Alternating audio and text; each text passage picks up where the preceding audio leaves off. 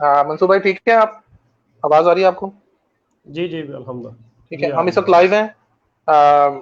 थोड़ा सा मैं इंट्रोडक्शन आपका करवा दूं, फिर इसके बाद इंशाल्लाह ताला हम अपनी बातचीत का आगाज करते हैं। बिस्मिल्लाहिर्रहमानिर्रहीम व्यूअर्स, नवीद ताज गौरी लॉकडाउन लाइव के साथ आज एपिसोड 9 है। आज हमारे साथ हैं मंसूर अख्तर गौरी। मंसूर अख्तर गौरी बेसिकली बहुत सारी डिफरेंट तरह की कैपेबिलिटीज रखते हैं, लेकिन इनका जो बुनियादी तारुफ है वो एक एजुकेशनिस्ट का है। लाहौर से कुछ लगभग 250-300 किलोमीटर के फासले पर जिला भावलनगर के अंदर एक छोटी सी तहसील है। जिला भावलनगर बुनियादी तौर पर डिवीजन भालपुर के अंदर है। डिवीजन भालपुर में 3 अजला है: जिला भावलनगर, जिला रहीम यार खान और जिला भावलपुर। भावलनगर की 5 तहसीलें हैं, उनमें से एक तहसील भावलनगर खुद भी है और एक हरुणाबाद है। हरुणाबाद और भावलनगर के दरमियान में रोड पर एक कस्बा है, एक टाउन है जिसका नाम है डूंगा बूंगा। बहुत सारे लोगों ने ये सुन रखा है, बहुत सारे लोगों ने ये नहीं सुन रखा है, इसलिए हमने सोचा कि आपको इसका तारुफ करा जाए। डूंगा मुगा एक छोटा सा इलाका है। मेरा भी आबाई गांव है। मेरे दादा परदादा वालदेन का वाले साहब का ताल्लुक वहीं से रहा। ये मंसूर अख्तर गौरी साहब हमारे रिलेटिव हैं, लेकिन ये फखरे डूंगा बूंगा भी हैं। इन्होंने, मैं बताने का सिर्फ आपको डिटेल से मकसद ये था कि सिर्फ एक, बहुत सारी बातें हम सुनते हैं, बहुत सारी चीजें कि वसाइल नहीं थे छोटे शहरों में, मतलब वैसे एक्सपोजर नहीं होता, छोटे शहरों में एनवायरनमेंट नहीं होता, छोटे कस्बात में देहात में लोगों को वो अपॉर्चुनिटीज नहीं मिलती, वो कंपनीज नहीं मिलती, वो मेंटोरशिप नहीं मिलती, ये सब कुछ है। लेकिन मंसूर की स्पेशलिटी ये है कि इन्होंने वहीं रहते हुए अपनी शनाख्त बनाई, अपना नाम बनाया, अपना काम आगे बढ़ाया। और मंसूर ने ना सिर्फ ये कि अपनी जाती तरक्की की वहां पे रह के, लेकिन वहां के लोगों को भी अब ये फैजियाब कर रहे हैं। मंसूर ने अपना सफर जो करियर का था, हमेशा से मंसूर की एक ख्वाहिश थी कि वो एजुकेशन के शोबे में जाएं, तदरीस के शोबे में जाएं, उस्ताद बने, एक प्राइमरी स्कूल के टीचर बने। और बहुत से पाकिस्तान में हजारों लाखों लोग जो है वो स्कूल टीचिंग करते हैं इसमें। और बहुत सारे लोग इससे आगे नहीं सोचते। वो सोचते हैं कि मिल रही है तनख्वाह, सरकारी नौकरी हो गई है, अब और क्या चाहिए। लेकिन मंसूर कभी भी इस चीज से मुतमईन नहीं थे कि और क्या चाहिए। तो मंसूर आज बहुत सी स्ट्रगल की है। मंसूर से पूछेंगे कि इनकी लर्निंग कैसी हुई, इन्होंने कैसे सोचा। लेकिन मंसूर इस वक्त डिस्ट्रिक्ट एजुकेशन ऑफिसर हैं, डीईओ जिसे आप कहते हैं, और डीईओ लिटरेसी है इनका जो जो शोबा है। मंसूर बहुत सारे स्कूलों में जाते हैं, लाहौर के अंदर तैनात रहे। आजकल इनकी जो तैनाती है वो भावलपुर के अंदर है। पंजाब गवर्नमेंट के ऑब्वियसली ये अंडर है उसमें। जो तालीम को देखते हैं, मामलात को, स्कूलों को, ऑडिट को। इसके अलावा इनकी जो स्पेशलिटी है वो नॉन फॉर्मल स्कूलिंग है। हम इनसे ये भी जानेंगे कि नॉन फॉर्मल स्कूलिंग क्या होती है, उसकी तरवीज कैसे की जाती है, उस पर काम कैसे किया जाता है नॉन फॉर्मल स्कूलिंग के ऊपर। तो आज बेसिकली हमारी जो सारी डिस्कशन है वो तालीम के इर्द गिर्द घूमेगी। हम इनसे तालीम के मसाइल का भी जायजा लेंगे, हम इनसे तालीम के और भी एस्पेक्ट्स के ऊपर बात करेंगे, क्योंकि ये एक टीचर से लेके एक ऊपर इदारे तक ये सब एरियाज को ये इन्होंने अपनी आंखों से देखा है सारे। उसके अलावा मंसूर की जो दूसरी स्पेशलिटी में कह रहा था कि इन्होंने अगर कुछ अपने इलाके में रह के सीखा है तो अपने इलाके को लौटा कैसे रहे हैं। मंसूर डूंगा मूंगा में एक वेलफेयर ऑर्गेनाइजेशन चलाते हैं, उजाला फाउंडेशन के नाम से। उजाला फाउंडेशन पाकिस्तान उसका पेज है। मंसूर इस बात पे बिलीव करते हैं, ये इनका फेथ है कि जो माशरे में सोशल चेंज है वो थ्रू एजुकेशन लाया जा सकता है। तो उजाला फाउंडेशन के थ्रू ये हर साल बहुत से स्टूडेंट्स को ये प्रमोट करते हैं। 14 साल से 2006 से ये काम कर रहे हैं और इन्होंने बेतहाशा बेशुमार स्टूडेंट्स को इन्होंने सपोर्ट किया। इन्होंने उनको स्कॉलरशिप दिए, टैलेंट्स को प्रमोट किया। इसके अलावा बहुत सी ये टॉक्स खुद भी देते हैं, अरेंज करते हैं टॉक्स डिफरेंट स्पीकर्स को बुलाकर, और लोगों को मोटिवेट रखते हैं, बच्चों को स्पेशली। इनका जो एरिया है वो बच्चों के साथ काम करने का, चीज़ों का। और उसमें से बहुत सारी सक्सेस स्टोरीज निकली हैं इनके। बहुत सारे स्टूडेंट्स जो है ना आज डॉक्टर हैं, इंजीनियर हैं, या इनकी वजह से, उजाला फाउंडेशन की वजह से, जिन्होंने जिन्हें अपॉर्चुनिटी मिली और उन्होंने अपना जो है वो प्रोफेशनल तालीमी सफर करके फिर प्रोफेशनल फील्ड में दाखिल हुए। फिर उसके बाद एक और साइड इनकी जो फिलंथ्रॉपी की है, ऐसे जो लोग जिन्हें किसी वजह से जरा कम आमदनी मिलती है, या जिनकी गुंजाइश से शायद ज़रूरत या बिल्कुल बुनियादी शायद ज़रूरत भी बाहर हो जाती हैं, तो ऐसे लोगों पे शो ये उजाला फाउंडेशन बहुत गहरी अपने इलाके में नजर रखती है, डेटाबेस बड़े साइंटिफिक तरीके से। और ये लोग बिना किसी एजेंसी के, बिना किसी हुकूमती इमदाद के, बिना किसी कोई बहुत बड़े सर्कल के देखते हुए, ये कुछ दोस्तों ने इन्होंने सर्कल शुरू किया। उन लोग इन्हें कार खैर में मुखैर हज़रात मदद करते हैं। और ये लोगों के कोरोना के दिनों में इस साल ये 10 लाख रुपए से जायद का राशन तकसीम कर चुके हैं। इसके अलावा हर साल ये लाखों रुपए का राशन रमजान के अंदर लोगों में देते हैं।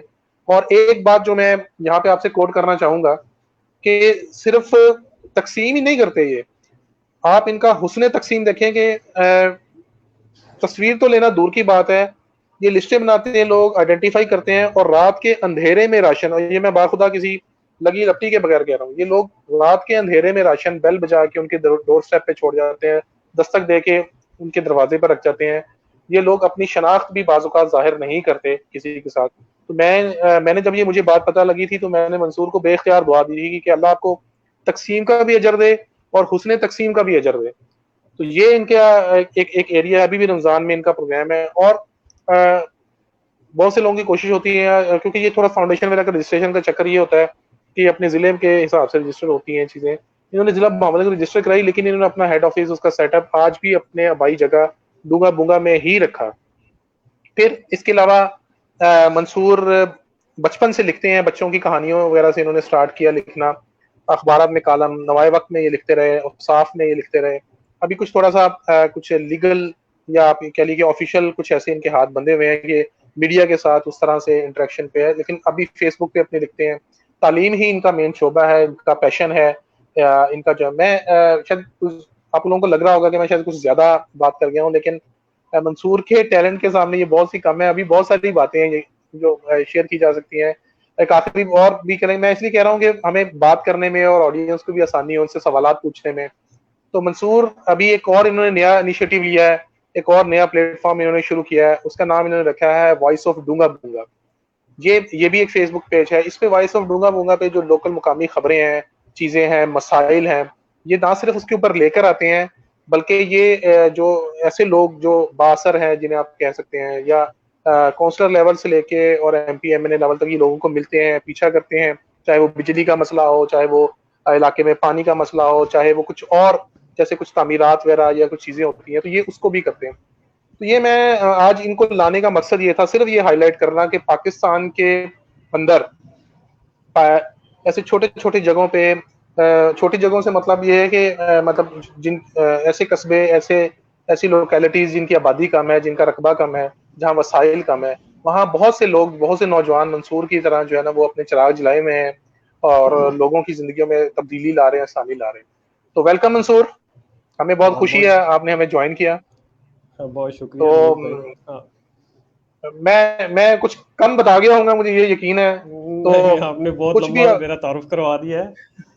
नहीं सर, आप डिजर्व करते थे। मैं यकीन करें आपके काम पे मैंने हमेशा निगाह रखी है। वो ठीक है, हम यहाँ बैठे हैं रावलपिंडी इस्लामाबाद में, बहुत सारा हम मतलब नहीं आ जा सकते उस तरह से। एक दो दफा आपने भी कहा कि आप आए वहाँ पे हमारे पास आए, कुछ टॉक करते हैं, लेकिन मतलब वो बस टाइम निकालना, आना जाना बहुत मुश्किल हो जाता है, बहुत कम मेरा चक्कर लगता है। लेकिन इंशाल्लाह ताला फिर कभी इंशाल्लाह मिल बैठेंगे आपके साथ। आप ये बताइए मुझे कि ये कैसे, ये सफर एक टीचर को कैसे ख्याल आया, एक प्राइमरी स्कूल के टीचर को जिसकी जॉब लग गई कि मैंने कुछ और बनना है, मैंने कुछ और करना है? असल में नवीद भाई, ये सफर ना प्राइमरी टीचर से भी पहले का है।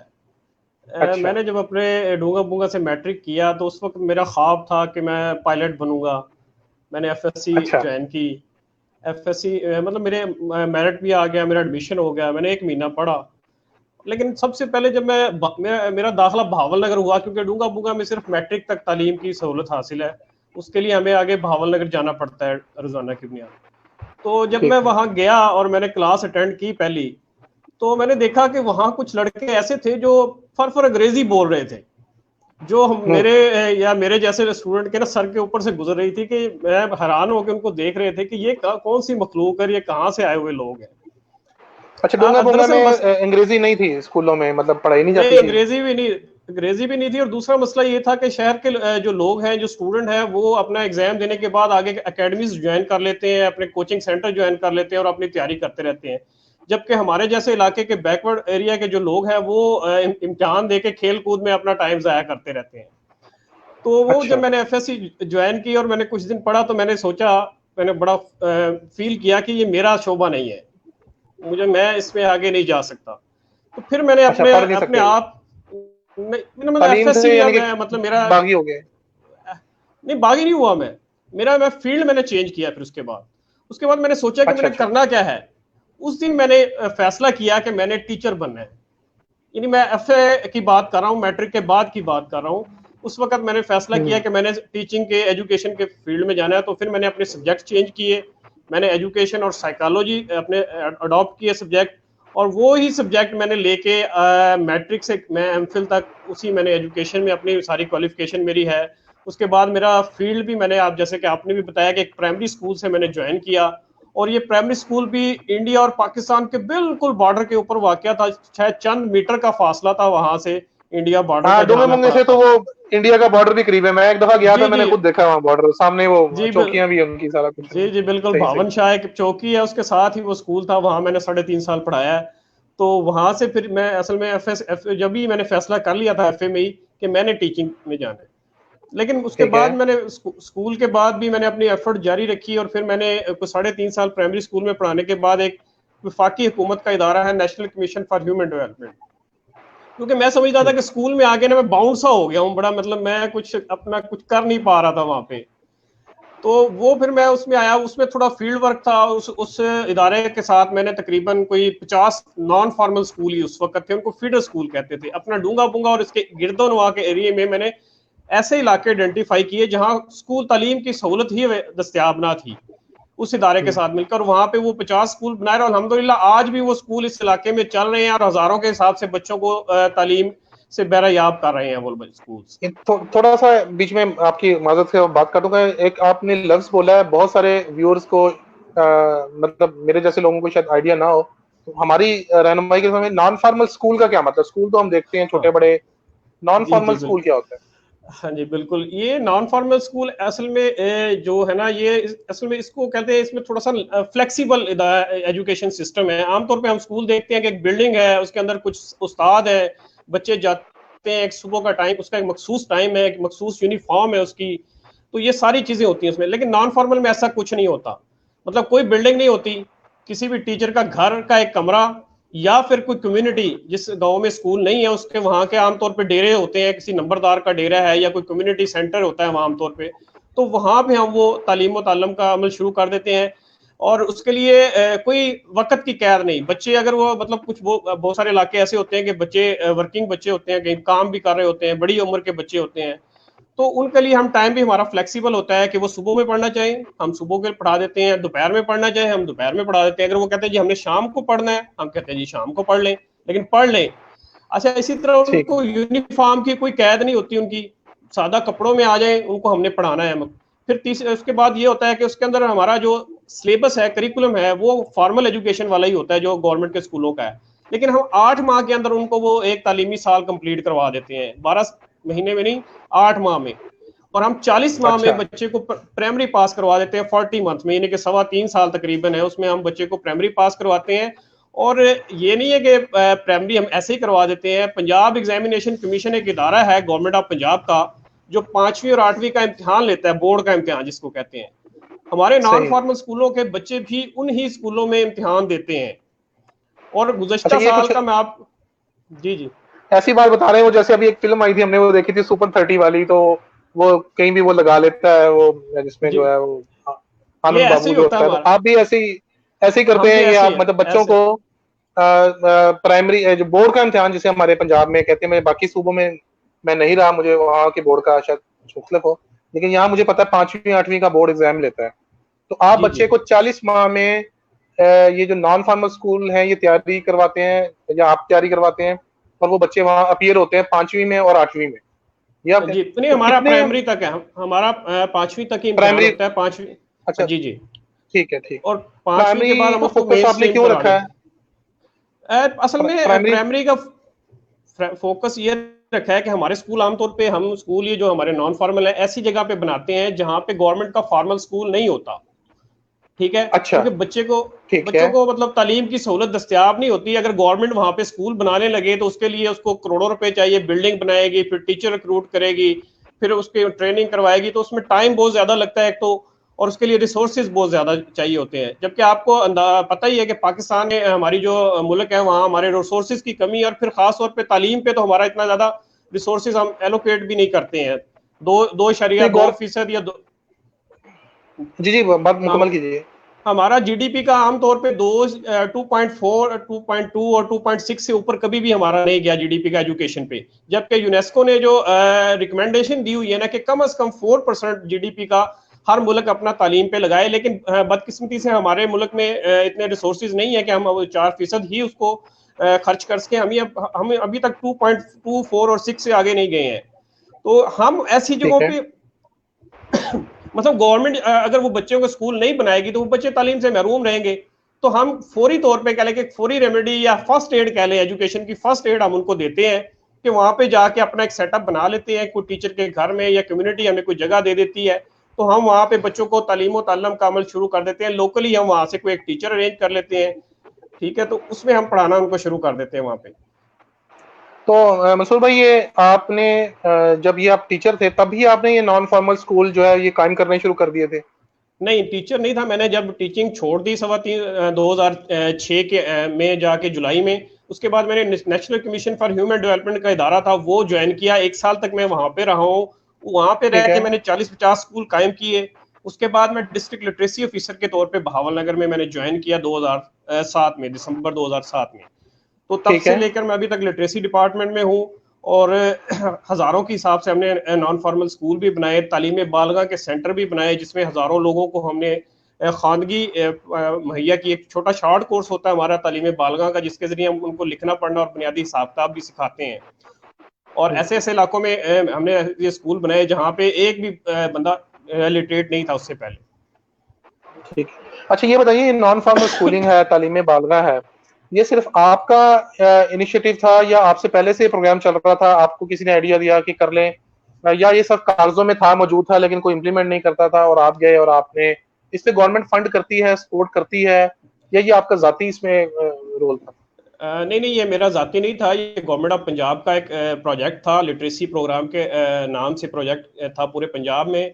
और पूरे पंजाब में ये प्रोजेक्ट था। उसमें जब स्टार्ट था 2006 में, उस वक्त चंद मखसूस यूनियन काउंसिलों में ये स्कूल्स कायम किए गए थे, लेकिन उसके बाद ग्रेजुअली ठीक। ये बढ़ते गए। और इस वक्त मैं आपको बताऊं कि पंजाब गवर्नमेंट के तहत लिटरेसी डिपार्टमेंट के 15,000 से ज्यादा नॉन फॉर्मल स्कूल काम कर रहे हैं पंजाब भर में। और इन अच्छा, इतने तो 15,000 फॉर्मल स्कूल, स्कूल नहीं काम कर रहे मेरे ख्याल। नहीं, फॉर्मल स्कूल तकरीबन 52,000 है इस वक्त पंजाब के अंदर। अच्छा, तो 52,000 है पंजाब जी में? जी जी जी, बिल्कुल तो ऐसे ही फिर है। मतलब अपना तालीम कितने जा रही है? तालीम, अच्छा तालीम तो जा ये रही है कि अभी जो हमारा सेंसस हुआ है 2017 का, उसके अभी फिगर तो नहीं आए। उन्होंने सिर्फ पॉपुलेशन बताई है कि इस वक्त हमारी आबादी वो 20 करोड़ 77 लाख के करीब है पंजाब की। लिटरेसी रेट के हवाले से जो ये है ना, सॉरी, वो कोई पंजाब की आबादी कितनी है? पंजाब की नहीं, पाकिस्तान की। पाकिस्तान अच्छा, की 20 करोड़ 77 तो लाख लेकिन नहीं, पाकिस्तान की तो खैर एस्टिमेट तो 22 करोड़ से प्लस का है। पंजाब की कितनी हाँ नहीं, आबादी है? पंजाब की आबादी 110 मिलियन है, 11 करोड़। और एक जो स्कूल है ये 52,000 है, इसको आप जी, तकसीम करें तो कितने बच्चों के लिए एक स्कूल है? ये बच्चों के लिए तो इस तरह नहीं तकसीम फिलहाल मैं मेरे कर सकता। मैं आपको लिटरेसी रेट के हवाले से बता रहा था कि हमारा जो ठीक लिटरेसी है। रेट इस वक्त है, जो एक पंजाब PSLM एक सर्वे होता है, उस सर्वे 2014-15 में आखिरी हुआ, उसके अलावा कोई लिटरेसी के फिगर मौजूद नहीं है। उस सर्वे के मुताबिक पंजाब का लिटरेसी रेट 63% है। और उसके 63% साथ है पंजाब का। 63%, और उसके साथ ही एक आई थी पाकिस्तान इकोनॉमिक सर्वे 2015-16, उसमें 64% उन्होंने बताया है। मतलब 63 और अच्छा। 64 के दरमियान हमारा लिटरेसी रेट है पंजाब का। अच्छा, इसको 11 आप जरा करोड़ वो आबादी है। बाकी सूबों से कंपैरिजन कर सकते हैं? बाकी सूबे पंजाब से पीछे हैं। इसके बाद सिंध का नंबर आता है, फिर KPK का आता है और बलोचिस्तान का आता है। ग्रेजुअली इस तरह इनके लिटरेसी रेट्स हैं। और पाकिस्तान का जो ओवरऑल पाकिस्तान का वो 60% लिटरेसी रेट है। पाकिस्तान तो का पंजाब 60% में लिटरेसी रेट। पंजाब में इस वक्त 30.7 मिलियन लोग इलिटरेट हैं।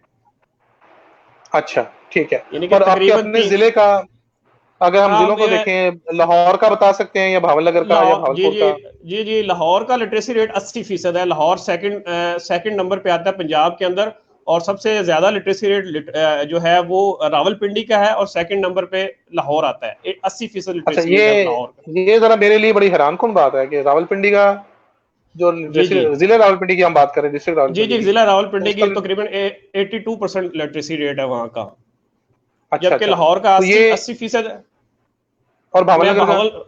बहावल नगर का मैं आपको बता रहा था, बहावल नगर का 52% है, और ये पंजाब के 36 अजला में अगर इसकी रैंकिंग देखी जाए तो ये 28वें नंबर पे आता है पंजाब में। ठीक है, तो और जो सबसे आखिरी नंबर पे कौन सा है? आखिरी नंबर पर राजनपुर है, और मैं जिस जिले में काम अब कर रहा हूँ बहावलपुर, उसका लिटरेसी रेट 45% है, 45%, और ये रैंकिंग में 33 नंबर पे आ रहा है। अरे भावलपुर तो बड़ा मतलब पढ़ा लिखा इलाका है, बड़ा बड़ा खुशगवार और बड़ा अपना मतलब मेरा ससुराल भी है, तो मैं तो जी, भावलपुर की शान में कोई ऐसी गुस्ताखी बर्दाश्त नहीं कर सकता।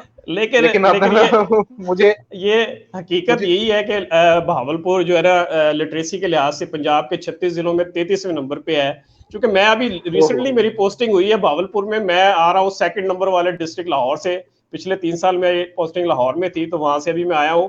तो ये तो 33वें नंबर में एक्चुअली बहावलपुर का मसला ये है कि इसका रकबे के लिहाज से वो सबसे बड़ा जिला है पंजाब का, और आबादी इसकी बहुत ज्यादा स्कैटर्ड है, चोलिस्तान है, जिसकी वजह से ये इसका कम लिटरेसी रेट होने की एक वजह ये भी है। देखिए इसलिए कहते हैं ना कि सूबे बना दें, आप भावलपुर को सूबा बना दें, मतलब अपना साउथ पंजाब को सूबा बना दें, ताकि ये आसान हो हाँ जाहिर चीजें, बात है, मतलब मामला जो है आसान हो, जिले रिसोर्सेज नए, मतलब तकसीम हो। हाँ, और नए जिले तक बनाए जाएं ताकि अपना ना लोगों को इसमें भी फायदा हो। अच्छा, ये जो जी जी। है मामलात अपना सूबों की तकसीम से हटके जरा, कि राजनपुर वगैरह की आपने कहा वो सबसे नीचे है, और वो वैसे जी भी जी। सबसे नक्शे में भी जरा भावलपुर भी नीचे है, वो भी एक साइड पे जरा नीचे ही है। ऐसे ऐसे तो ही ये है। पिंडी में आप 82% से शुरू करते हैं, जी जी। लाहौर में आप आ जाते हैं 50% पे, 80 पे। और 80 पे। नीचे आप 80 पे, हाँ जी। और नीचे आप आते हैं जब ये राजनपुर भावलपुर में, तो ये इतना कम हो जाता है, 33वें 36वें नंबर पे चला जाता है। जी तो जी। ये वसाइल की तकसीम नहीं है, ईमानों से इक़्तिदार की चलती है ऊपर से, वो पानी बहता बहता वो नीचे खुश्क हो जाता है सारा। ये असल राजनपुर में का भी तो कोई डीओ होगा, उसी में यही महकमा पंजाब उसको देख रहा है, यही तालीम उसको देख रही है, तो राजनपुर क्यों इतना पीछे है? ये क्यों, क्या मामलात हैं ये सारे जो है ना अपना क्यों नहीं, मतलब हमारे इजला पसमानदा क्यों है? अच्छा, इसमें ना कई एक वजह नहीं है कोई कि हम कहें कि सिर्फ एक वजह से ये पीछे रह गया जनूबी पंजाब। एक तो इसकी ये भी एक वजह है कि रिसोर्सेज कम इसको मिले हैं, तालीमी इदारे कम थे वहाँ पे। दूसरा है गुर्बत, एक बड़ा इंपॉर्टेंट फैक्टर है उसके अंदर, क्योंकि जो गुर्बत होती है ना वो लोग मैं तो फील्ड में काम करता हूँ, तो गरीब लोगों को वो अपने बच्चों को भेजते नहीं है स्कूल के अंदर। ठीक है, हम उनको नॉन फॉर्मल, क्योंकि हम तो उनके घरों के पास ले जाते हैं। हमारा मोटो ये है कि देखे ना, एक तो बच्चा स्कूल जाता है फॉर्मल स्कूल में, हम स्कूल को अपने बच्चों के घरों के पास ले जाते हैं कि आप चले, आप नहीं आ सकते, हम आपके पास आ गए हैं, आप तालीम हासिल करें। सॉरी। तो इसमें एक गुर्बत भी एक बड़ा वजह है, जहालत भी है इस इलाके के अंदर, जो इसको कहने के इलिटरेसी है ना, ये भी खुद एक इसकी एक रीजन है कि पीछे रहने की। मतलब लोग तालीम की इंपॉर्टेंस को नहीं समझते, उनके उनको इतनी अहमियत का नहीं पता है उसको, तालीम को वो ज्यादा इतनी गैर जरूरी समझते हैं। और खासतौर पे तालीम को हमारे मुल्क के अंदर ये हमारा एक बड़ा अलमिया है कि हमने नौकरी के साथ इसको मुंसलिक कर दिया है कि तालीम हासिल करने के बाद नौकरी ही करनी है। उसको तो कोई दूसरे मैनों में नहीं लेते कि मतलब पर्सनैलिटी डेवलपमेंट या मुआशरे में बेहतरी के लिए कोई भी कारोबार करेगा, जो पढ़ा लिखा बंदा करेगा तो वो ज्यादा अच्छे तरीके से कर सकेगा। लेकिन हमने इसको नौकरी के साथ मुंसलिक कर लिया है, ये भी एक वजह है इसके पीछे रह जाने की। फिर एक हमारा जो जनूबी पंजाब में जो मेन प्रॉब्लम यही है कि गुर्बत भी है वहाँ बहुत ज्यादा, जहालत का भी असरात है, और फिर रिसोर्सेज वाली आपने जैसे बात की, रिसोर्सेज की कमी भी एक बहुत बड़ी वजह है वहाँ पे कम लिटरेसी रेट होने की। तो सर फिर तब्दीली की आई है, हम बड़े तब्दीली तो टाइम लगेगा। डी चौक से हम बड़ी मेहनत से तब्दीली लेके आए थे ना, तो वो फिर क्या मतलब, वो अगर ये इलाके उसी तरह इग्नोर रहने हैं, इसमें चाहे भावलपुर है चाहे राजनपुर है, सारे हमारे पाकिस्तान के पंजाब के अपने इलाके हैं, आप मुझे बताइए नहीं, कि वहाँ तो टीचरों को खड़े होने के लिए, बैठने के लिए कुर्सी मुयसर नहीं है। लाहौर में तो फिर कंप्यूटर भी पहुंच जाते हैं, दौरे हो जाते हैं, ग्रांट हो जाती है, पेंट हो जाता है, और इन जगहों पे स्कूलों में टाट मुयसर नहीं है, जो मतलब बहुत सारे इस्लाम में या टीचर ही नहीं आते, या वहाँ पे मवेशी बंधे हुए हैं। बहुत सारी तस्वीरें आती हैं, आप भी देखते होंगे, आप तो इस फील्ड के अंदर हैं, आप तो हुकूमती मशीनरी का पुर्जा है एक अब। तो ये इतना क्या फंड जो है वो 52,000 स्कूलों को एक जैसा नहीं मिलता क्या नहीं वो अपना?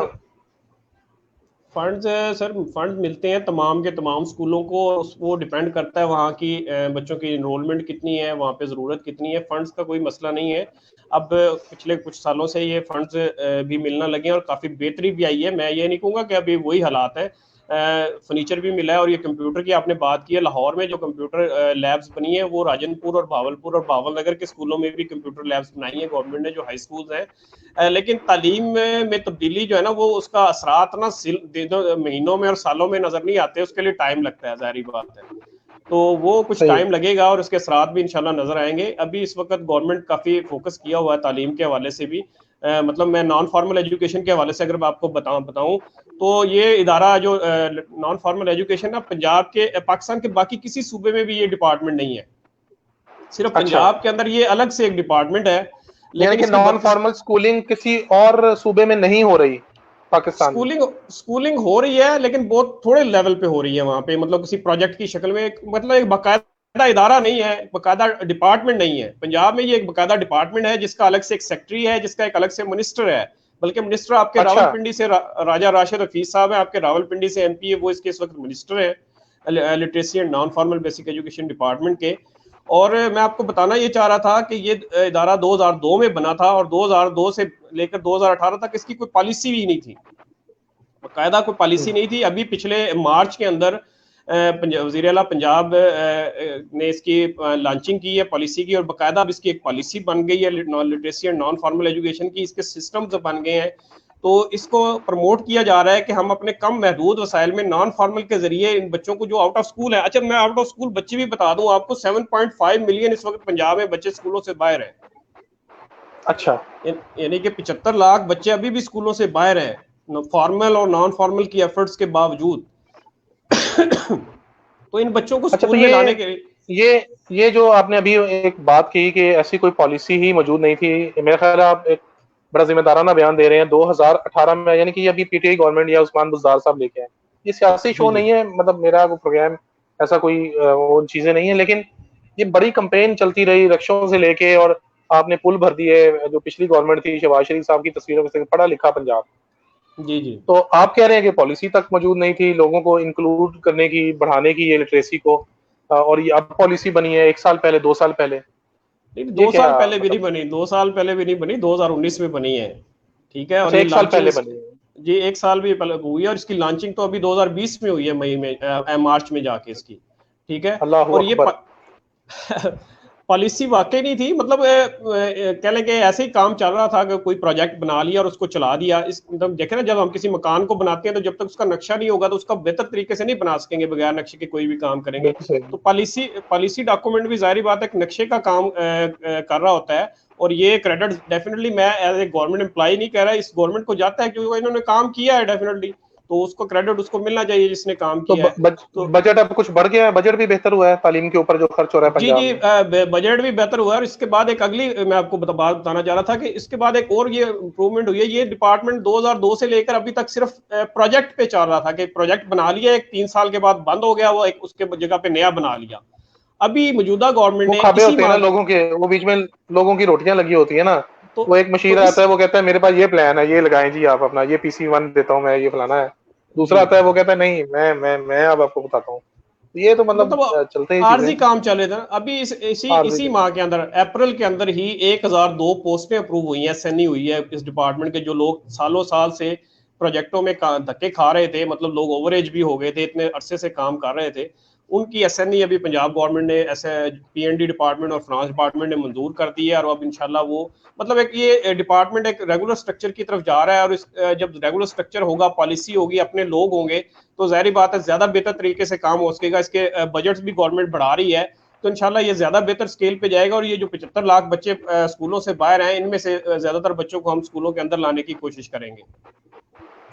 चलें, ये इंशाल्लाह ताला हम उम्मीद करते हैं, और वालिदैन से भी कहते हैं, और कोई भी आप लोग भी सुन रहे हैं जानने वाले के लोगों को, बच्चों को, अपने जानने वालों को, स्पेशली जो गांव में देहातों में लोग हैं, उनको मोटिवेट करें कि अपने बच्चों को किसी करीबी फॉर्मल या नॉन फॉर्मल स्कूल में जी जी जरूर बिल्कुल। अपना मतलब दाखिल करवाएं लोगों को, बच्चों को, चाहे जो भी नॉन फॉर्मल में, जैसे आपने कहा कि फ्लेक्सिबल टाइमिंग है, तो आई होप कि हाँ लोगों जी को ये चीज पता लगेगी तो लोग इस पे करेंगे। अच्छा, हमारा एक फॉर्मेट कह लें या जो भी कह लें, कमेंट्स लोगों के आ रहे हैं काफी सारे। मैं ये चाह रहा हूँ जी कि जी हम साथ साथ जो है ना वो कमेंट्स को ऐड कर लें। ये दूसरी स्क्रीन पे मेरे साथ आ रहे हैं, मैं जरा आपको जी जी। शो करता हूँ।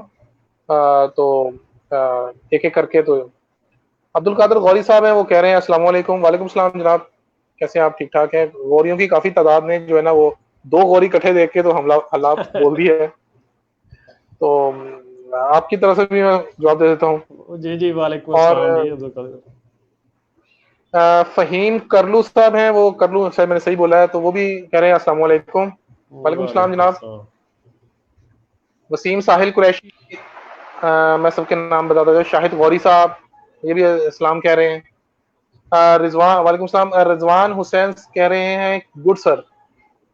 अब ये पता नहीं आपको क्या, मुझे क्या आपको ही कहा होगा, मैं तो ऐसी कुछ कर नहीं रहा हूँ। तो राफे पाशा साहब है, राफे पाशा साहब कह रहे हैं राशन और पैसों की जरूरत है, ये मेरा नंबर है। राफे पाशा साहब, ये जो उजाला फाउंडेशन है इनकी, इस पे भी हम थोड़ी सी बात करेंगे। ये काम कर रही है बेसिकली डूंगा बुंगा के अंदर, वो जिला भावनगर के डूंगा बुंगा और गिरदोनवा में। तो अगर जी आप जी। वहां से हैं तो इनसे रब्ता कर सकते हैं। उजाला फाउंडेशन सब जानते हैं, वहाँ पे मंसूर का नाम सब जानते हैं, तो इंशाल्लाह ताला दे वुड हेल्प। और अरसलान अहमद साहब आए हैं, वो कह रहे हैं मंसूर गौरी साहब बहुत talented and great person, district Bhavnagar की पहचान है। तो कुछ कहना चाहेंगे इनको? बहुत जी शुक्रिया जनाब। जनाब, ये तारीफें कर रहे हैं लोग, बहुत शुक्रिया, ये जो लोग कर रहे हैं बहुत शुक्रिया इन लोगों का। जी असलान साहब, आप पहचान है, और इसलिए ये पहचान है तो हमने सोचा इस पहचान को सामने लाया जाए। और दूसरा ये कि इनका हाथ बटाएं, इनका साथ दें। आप, आपके जानने वाले, जिस तरह भी इनकी मतलब वो कहते हैं ना कि मुहावरा होता है कि आप दामे दरमे सुखने, जैसे भी जुबान के जरिए माली इमदाद या जो भी इनके फाउंडेशन के साथ आप कंट्रीब्यूट कर सकें तो जरूर करें। उसके बाद हाफिज मोहम्मद आसिफ साहब है, वो कह रहे हैं कि ग्रेट मैन मंसूर अख्तर गौरी साहब। शुक्रिया बहुत सर। शुक्रिया। शुएब मलिक साहब आए हैं, वो कह रहे हैं ग्रेट मैन मंसूर अख्तर गौरी। ठीक है सर, बड़ी आपकी फैन फॉलोइंग है, मुझे लग रहा है कि नए नए नाम आज हमारी जो है मोहब्बतें हैं इनकी, इसमें। दोस्तों की वो। राव शाहिद साहब हैं, वो कह रहे हैं ग्रेट पर्सनैलिटी। और जफर जंजू इकबाल साहब कह रहे हैं गुड गुड दियो मैन। सो और से पता नहीं क्या मतलब, मैं समझ नहीं। आगे सैयद शम्स बुखारी का कमेंट आया, माशाल्लाह। और अब एक सवाल आया, आयशा सादिया हमारी दोस्त हैं, वो कह रही हैं कि जो 7.5 मिलियन आपने जो कहा कि बच्चे जो बाहर हैं, तो जी इनमें वो बच्चे भी हैं जो मदरसे में शामिल हैं? मतलब वो मदरसे वालों को आप तालीम याफ्ता गिन रहे हैं या उनको उन 75 लाख में गिन रहे हैं जो बाहर हैं? मदरसा नहीं, एजुकेशन सिस्टम का पार्ट है या नहीं है? मदरसा एजुकेशन सिस्टम का पार्ट है, डेफिनेटली पार्ट है। जहाँ पे वहाँ पे बच्चे पढ़ रहे होते हैं, वो सिर्फ तालीम भी ले रहे होते हैं, लिखना पढ़ना। देखें, पाकिस्तान में जो लिटरेसी की बेसिक जो डेफिनेशन है ना, वो ये है कि the person who can read and right a simple paragraph in any language with basic arithmetics. यानी कि जो बंदा सादा फिक्रा लिख सकता है किसी भी ज़ुबान में और बुनियादी हिसाब किताब कर सकता है, तो उसको हम लिटरेट कहते हैं। तो मदरसों में जो बच्चे पढ़ रहे होते हैं वो लिटरेट भी हो रहे होते हैं, पढ़ भी रहे होते हैं। उनके साथ मदरसों में बाकायदा उनकी डिग्रीज होती हैं, जो कि एचईसी और दूसरे इदारे उनको इक्वलेंस जारी करते हैं। तो वो बच्चे डेफिनेटली हमारे सिस्टम में उसमें उनको काउंट किया जाता है कि वो तालीम हासिल कर रहे हैं, और उनको बाकायदा मेन स्ट्रीम इदारे में उनको मेन स्ट्रीम में लाया जाता है ऐसे बच्चों को। तो ये वो बच्चे हैं जो इनके अलावा बच्चे हैं जो इस वक्त आउट ऑफ स्कूल है।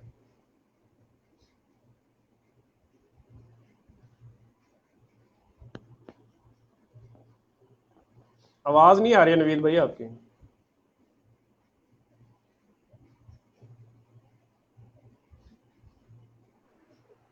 जी अब आ रही है? जी जी, अब आ रही। अच्छा, तो मैं कह रहा था कि आयशा साहब, मैं ख्याल है कि अब आपको ये हो गया होगा और बाकी लोगों को भी क्लैरिटी होगी होगी कि 75 लाख में वो बच्चे शामिल हैं जो बिल्कुल कहीं नहीं जा रहे, कोई किसी किस्म की जो एजुकेशन नहीं ले रहे। अच्छा, लिटरेसी की हम बात करते हैं तो हम किसको लिटरेट कहते हैं? जो प्राइमरी कर ले वो लिटरेट है, या पहली दूसरी जमात भी कर ले, साइन कर ले, वो लिटरेट है? लिटरेसी से क्या मुराद है? जी, मैं लिटरेसी की वही आपको डेफिनेशन बता रहा था कि पाकिस्तान में सादा पैराग्राफ ना किसी भी लैंग्वेज में लिखना पढ़ना, लिख और पढ़ सके जो फर्द, और बुनियादी हिसाब किताब जमा तफरीक ज़रब कर सके, उसको लिटरेट ये करते हैं। उसके लिए तालीम की ये जरूरत नहीं। 40 माह में आज? अच्छा, नहीं तालीम की नहीं, जरूरत नहीं है। 40 मतलब तालीम से मुराद ये कि क्लासेस की जरूरत नहीं है कि 2 क्लास पढ़ेगा, 3 क्लास पढ़ेगा। जो बंदा सादा पैराग्राफ लिख सकता है, पढ़ सकता है और बुनियादी हिसाब किताब कर सकता है, उसको हम लिटरेसी की लिटरेट की डेफिनेशन में शुमार करते हैं। जो 40 माह की बात कर रहे हैं ना, वो तो प्रॉपर एजुकेशन है, मतलब कि प्राइमरी एजुकेशन है। हमारा एक कंपोनेंट, एक अलग से कंपोनेंट भी है जिसको हम अडल्ट लिटरेसी कहते हैं, तालीम बालगा, मतलब लिटरेसी और नॉन फॉर्मल एजुकेशन। उसमें हम 3 माह का एक कोर्स करवाते हैं लोगों को, और उन 3 माह में उनको हम लिखना पढ़ना और बुनियादी हिसाब किताब सिखाते हैं। मतलब उस 3 माह के बाद वो लोग इस काबिल हो जाते हैं कि वो लिटरेट की डेफिनेशन में आ जाते हैं। तो ये अडल्ट लिटरेसी सेंटर भी हमारे चल रहे हैं। वो हमने जेलों में भी सेंटर बनाए हुए हैं, हमने भट्ठों पे बनाए हैं, हमने ख्वाजा सराओं के लिए बनाए हैं। मतलब जो इस तरह की स्पेशल कम्युनिटी है उनके लिए हमने स्पेशल अडल्ट लिटरेसी सेंटर्स बनाए हैं, ताकि उन लोगों को भी मेन स्ट्रीम किया जा सके और कम से कम लिटरेट तो हो जाए ना वो। सही सही। अगला जो कमेंट आया है ये अकमल जावेद अमान साहब है, वो कह रहे हैं अस्सलाम वालेकुम, पाकिस्तान में तालीम के हवाले से और खास तौर पर पंजाब के बारे में जबरदस्त इंफॉर्मेशन। Thank you sir. ये मंसूर साहब एक्सपर्ट है, आप कोई भी क्वेश्चन कोई भी पूछना चाहें स्पेशली पंजाब के बारे में, जिला भावनगर, जिला लाहौर और जिला भावलपुर, मेरा ख्याल इन 3 जगहों के बारे में तो आप बहुत अच्छा आंसर कर सकते हैं। तो आप लोग कोई भी क्वेश्चन है सामने तालीम के हवाले से, और भी जनरल एजुकेशनिस्ट हैं, तालीम के ऊपर लिखते बोलते हैं, बच्चों की तालीम के हवाले से कुछ भी पूछना चाहें। अच्छा, ये जो 75 मिलियन है इसमें मतलब वो भी नहीं है ना जो प्राइवेट स्कूलों में पढ़ रहे हैं, चाहे वो गली मोहल्ले के स्कूलों में? नहीं, वो शुमार शामिल होते हैं, वो तो जाहिर बात है। जो स्कूलों में जा रहे हैं किसी भी इदारे में, जो 75, ये उसके अलावा है, ये जो है बिल्कुल जो चिट्टे अनपढ़ है बच्चे जो है ना। हाँ, मतलब जो स्कूलों में नहीं जा रहे हैं, वो इधर उधर फिर रहे हैं, कि काम कर रहे हैं, तो इस तरह के वो लोग हैं जो बच्चे हैं। ठीक है। अहमद जुल्फकार नून साहब आए, कह रहे हैं अस्सलाम वालेकुम, Mansoor Akhtar Gauri a very hard working officer of literacy department stay blessed. जी जनाब, मैं बिल्कुल इसका कम से कम सोशल मीडिया की हद तक मैं ऐनी शाहिद हूँ कि जिस तरह ये मतलब जा रहे हैं और बड़ी ईमानदारी से, बड़े तनदही से सारा दिन अपना मतलब लगाते हैं और अपडेट करते हैं, और लोगों को भी, पब्लिक को भी लगते हैं कि मैं अपना काम कर रहा हूँ। और बहुत कम ऐसे ऑफिसर हैं, और अल्लाह करे कि हर महकमे में और हर जगह ऐसे ऑफिसर हों जो अपने मतलब कारकर्दगी को खुद भी चेक रखें, लोगों को भी लूप में रखें। आप कुछ कहना चाहेंगे इनको, जो नून साहब थे? बहुत शुक्रिया जी। नून साहब भी माशाल्लाह से मेरे साथी हैं, लिटरेसी डिपार्टमेंट में पहले होते थे और आजकल ये अल्लामा इकबाल ओपन यूनिवर्सिटी में खिदमात सर अंजाम दे रहे हैं, और बहावल नगर में ही इनकी खिदमात है, तो बहुत शुक्रिया इनका। आयशा सादिया कह रही हैं कि और कोई प्लान है मदरसा मदारिस के बच्चों के लिए? क्या मतलब वो पूछना चाहिए गवर्नमेंट का कोई उनका कोई प्लान? जी, ये मैं प्लान बता रहा हूँ कि लिटरेसी डिपार्टमेंट ही कुछ प्लान कर रहा है, प्रोजेक्ट बना रहे हैं जो अच्छा, इसके अलावा मैं आपको इससे पहले बताऊँ, इससे पहले भी हम मदरसों के साथ काम कर रहे हैं। लिटरेसी डिपार्टमेंट ने बहुत सारे मदरसों में अपने नॉन फॉर्मल स्कूल बनाए हुए हैं, क्योंकि मैंने बताया कि हमारे लिए कोई कैद नहीं होती कि हमने कहाँ बनाना है। तो खास तौर पे बहावल नगर और भावलपुर में तो बहुत ज्यादा तादाद में ये मदरसों में हमने स्कूल बनाए हुए हैं। खास तौर पे अभी मैं भावलपुर में, चूंकि अभी मेरी पोस्टिंग हुए 2 माह हुए हैं, तो मैंने काफी विजिट किए हैं, तो बहुत सारे स्कूल ऐसे हैं जो हमारे नॉन फॉर्मल है वो मदरसों में है। तो उसमें ये होता है कि जो मदरसे की इंतजामिया है वो उनको हिफज और दूसरी तालीम देती है, और उनको साथ जो दुनियावी तालीम कह लें या फॉर्मल एजुकेशन जो कह लें, वो हम लिटरेसी डिपार्टमेंट के तहत वहाँ पे हम टीचर अपॉइंट कर देते हैं, और वो उनको अंग्रेजी, हिसाब, मतलब रियाजी और साइंस वगैरह के मज़ामीन है वो पढ़ाता है उनको। तो इसीलिए डिपार्टमेंट इसके अलावा प्लान कर रहा है कि मदरसों के साथ और भी इसके आगे मतलब जो महकमा औकाफ के जो इदारे हैं उनके साथ मिलके, और इस तरह की कोशिश की जा रही है कि जो इनको भी साथ लेके चला जाए। अच्छा, ये आजकल कोरोना का जो सिलसिला है इसमें ये नॉन फॉर्मल भी बंद है इस वक्त, फॉर्मल भी बंद है, सब बंद है? जी जी, बंद है, लेकिन हमने इसको बिल्कुल बंद नहीं किया हुआ। मैं बड़ी आपको बताना चाहता हूँ इस हवाले से भी। पंजाब गवर्नमेंट ने एक इनिशिएटिव लिया है तालीम घर के नाम से, जिसमें अच्छा। केबल्स के जरिए बच्चों को घरों पे तालीम दी जा रही है। लेकिन चूंकि हमारे देहात, बच्चे ज्यादातर देहातों में होते हैं, वहां पे केबल की सहूलत दस्तियाब नहीं होती। लेकिन उसके बाद मैं बड़े एक बहुत अच्छा इनिशिएटिव लिया है वफाकी हुकूमत ने, टेली स्कूल के नाम से, जो उन्होंने पीटीवी पे स्टार्ट किया है। और उस टेली स्कूल पे सुबह 8 बजे से लेकर शाम 4 बजे तक मुख्तलिफ क्लासेस के असबाग उनको बच्चों को पढ़ाए जाते हैं, कि वो घर पे रह के बड़े इंटरेक्टिव किस्म के वो लेसन होते हैं, डिलीवर करते हैं, तो पढ़ सकें। तो वो जो टेली स्कूल है वो चूंकि पीटीवी के ताउन से चल रहा है, तो वो चूंकि देहातों में भी चलता है, एंटीना भी चल जाता है वो। तो मैंने अभी आज ही हमने एक रिपोर्ट अपने डिस्ट्रिक्ट की, खासतौर पे भावलपुर की मैं शेयर करूंगा, वैसे तो मैंने पूरे पंजाब की भी देखी है। तो हमने डाटा कलेक्ट किया है कि हमारे बच्चे भी, हमने चूंकि डायरेक्शंस दी हुई थी कि कोशिश करें कि सोशल डिस्टेंसिंग और ये सारी चीज़ों को मद्देनजर रखते हुए बच्चे घर पे बैठ के तालीम जरूर हासिल करें। तो तकरीबन 50% नॉन फॉर्मल स्कूलों के बच्चे भी इन सहूलियात से फ़ायदा उठा रहे हैं, टेली स्कूल की शक्ल में या तालीम घर की शक्ल में। और ये सिर्फ भावलपुर नहीं, पूरे पंजाब में तकरीबन 50 से 55% बच्चे इस सहूलत से फ़ायदा उठा रहे हैं। अच्छा, ये बताइएगा मुझे कि ये जो नॉन फॉर्मल स्कूल है अगर जो हमारे देखने वाले हैं, बहुत से लोगों का, पाकिस्तानी लोगों का कोई ना कोई रूरल बैकग्राउंड, रिश्तेदारी या कोई उनका एंसेस्ट्री या बाओदाद या कोई ना कोई रेफरेंस जरूर पंजाब में रहने वालों का भी काफी होता है।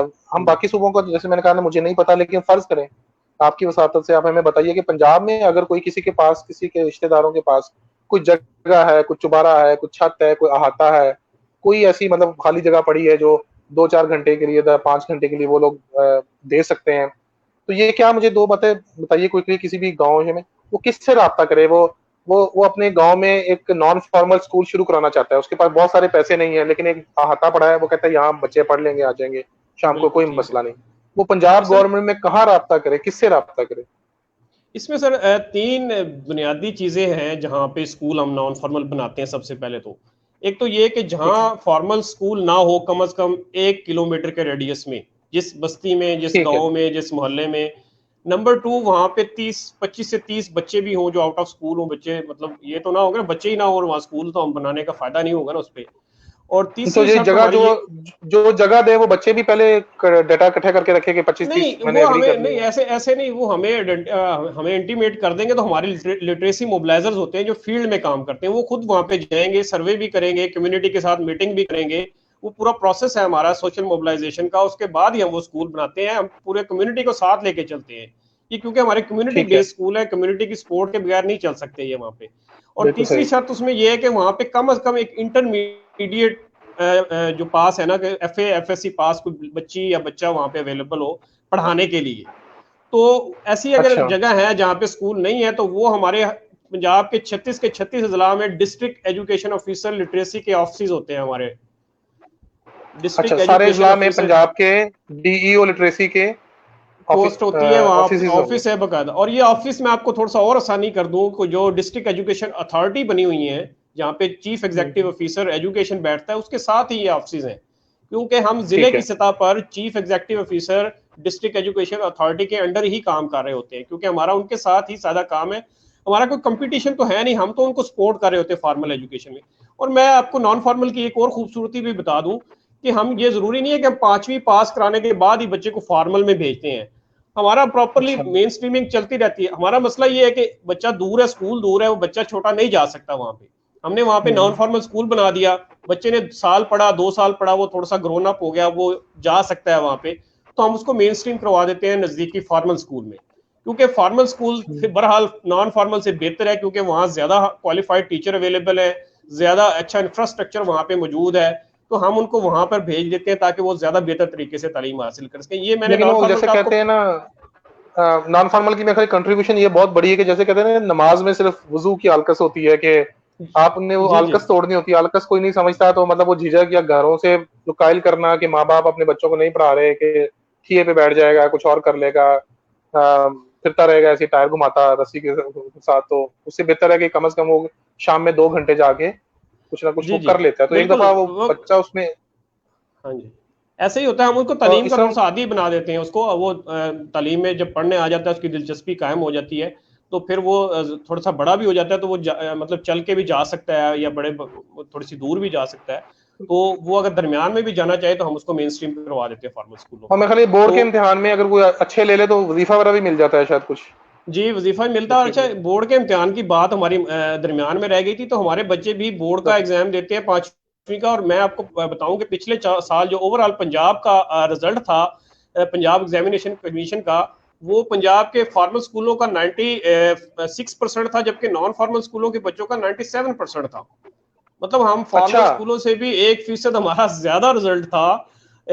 इन वाह। कह लें कि बहुत ही कम वसाइल के बावजूद हमारे जो स्कूल हैं वो अच्छा परफॉर्म कर रहे हैं। हमारे टीचर्स, खासतौर पे मैं उन टीचर्स को सल्यूट पेश करना चाहूंगा, उनको अप्रिशिएट करना चाहूंगा। नॉन फॉर्मल के जो 15,000 से ज्यादा टीचर पंजाब में काम कर रहे हैं, ये सारी उनकी मेहनत का ही नतीजा है कि ये स्कूल बड़ा अच्छा परफॉर्म कर रहे हैं। और 4.5 से 5 लाख बच्चों को हम इस वक्त पढ़ा रहे हैं पंजाब के अंदर, जो पहले ना किसी फॉर्मल स्कूल में जाते थे, ना प्राइवेट में जाते थे, ना मदरसे में जाते थे। उनको वो गलियों में फिरते थे, उनको हमने इकट्ठा किया और वो एक नॉन फॉर्मल स्कूल बना के हमने उनको पढ़ाना शुरू कर दिया। सर हमारा भी सलूट है। और लेकिन टीचर्स को बड़ी शिकायत रहती है मेरे अपने, आपको पता है फैमिली में टीचर्स हैं, बाकी लोग भी इधर उधर।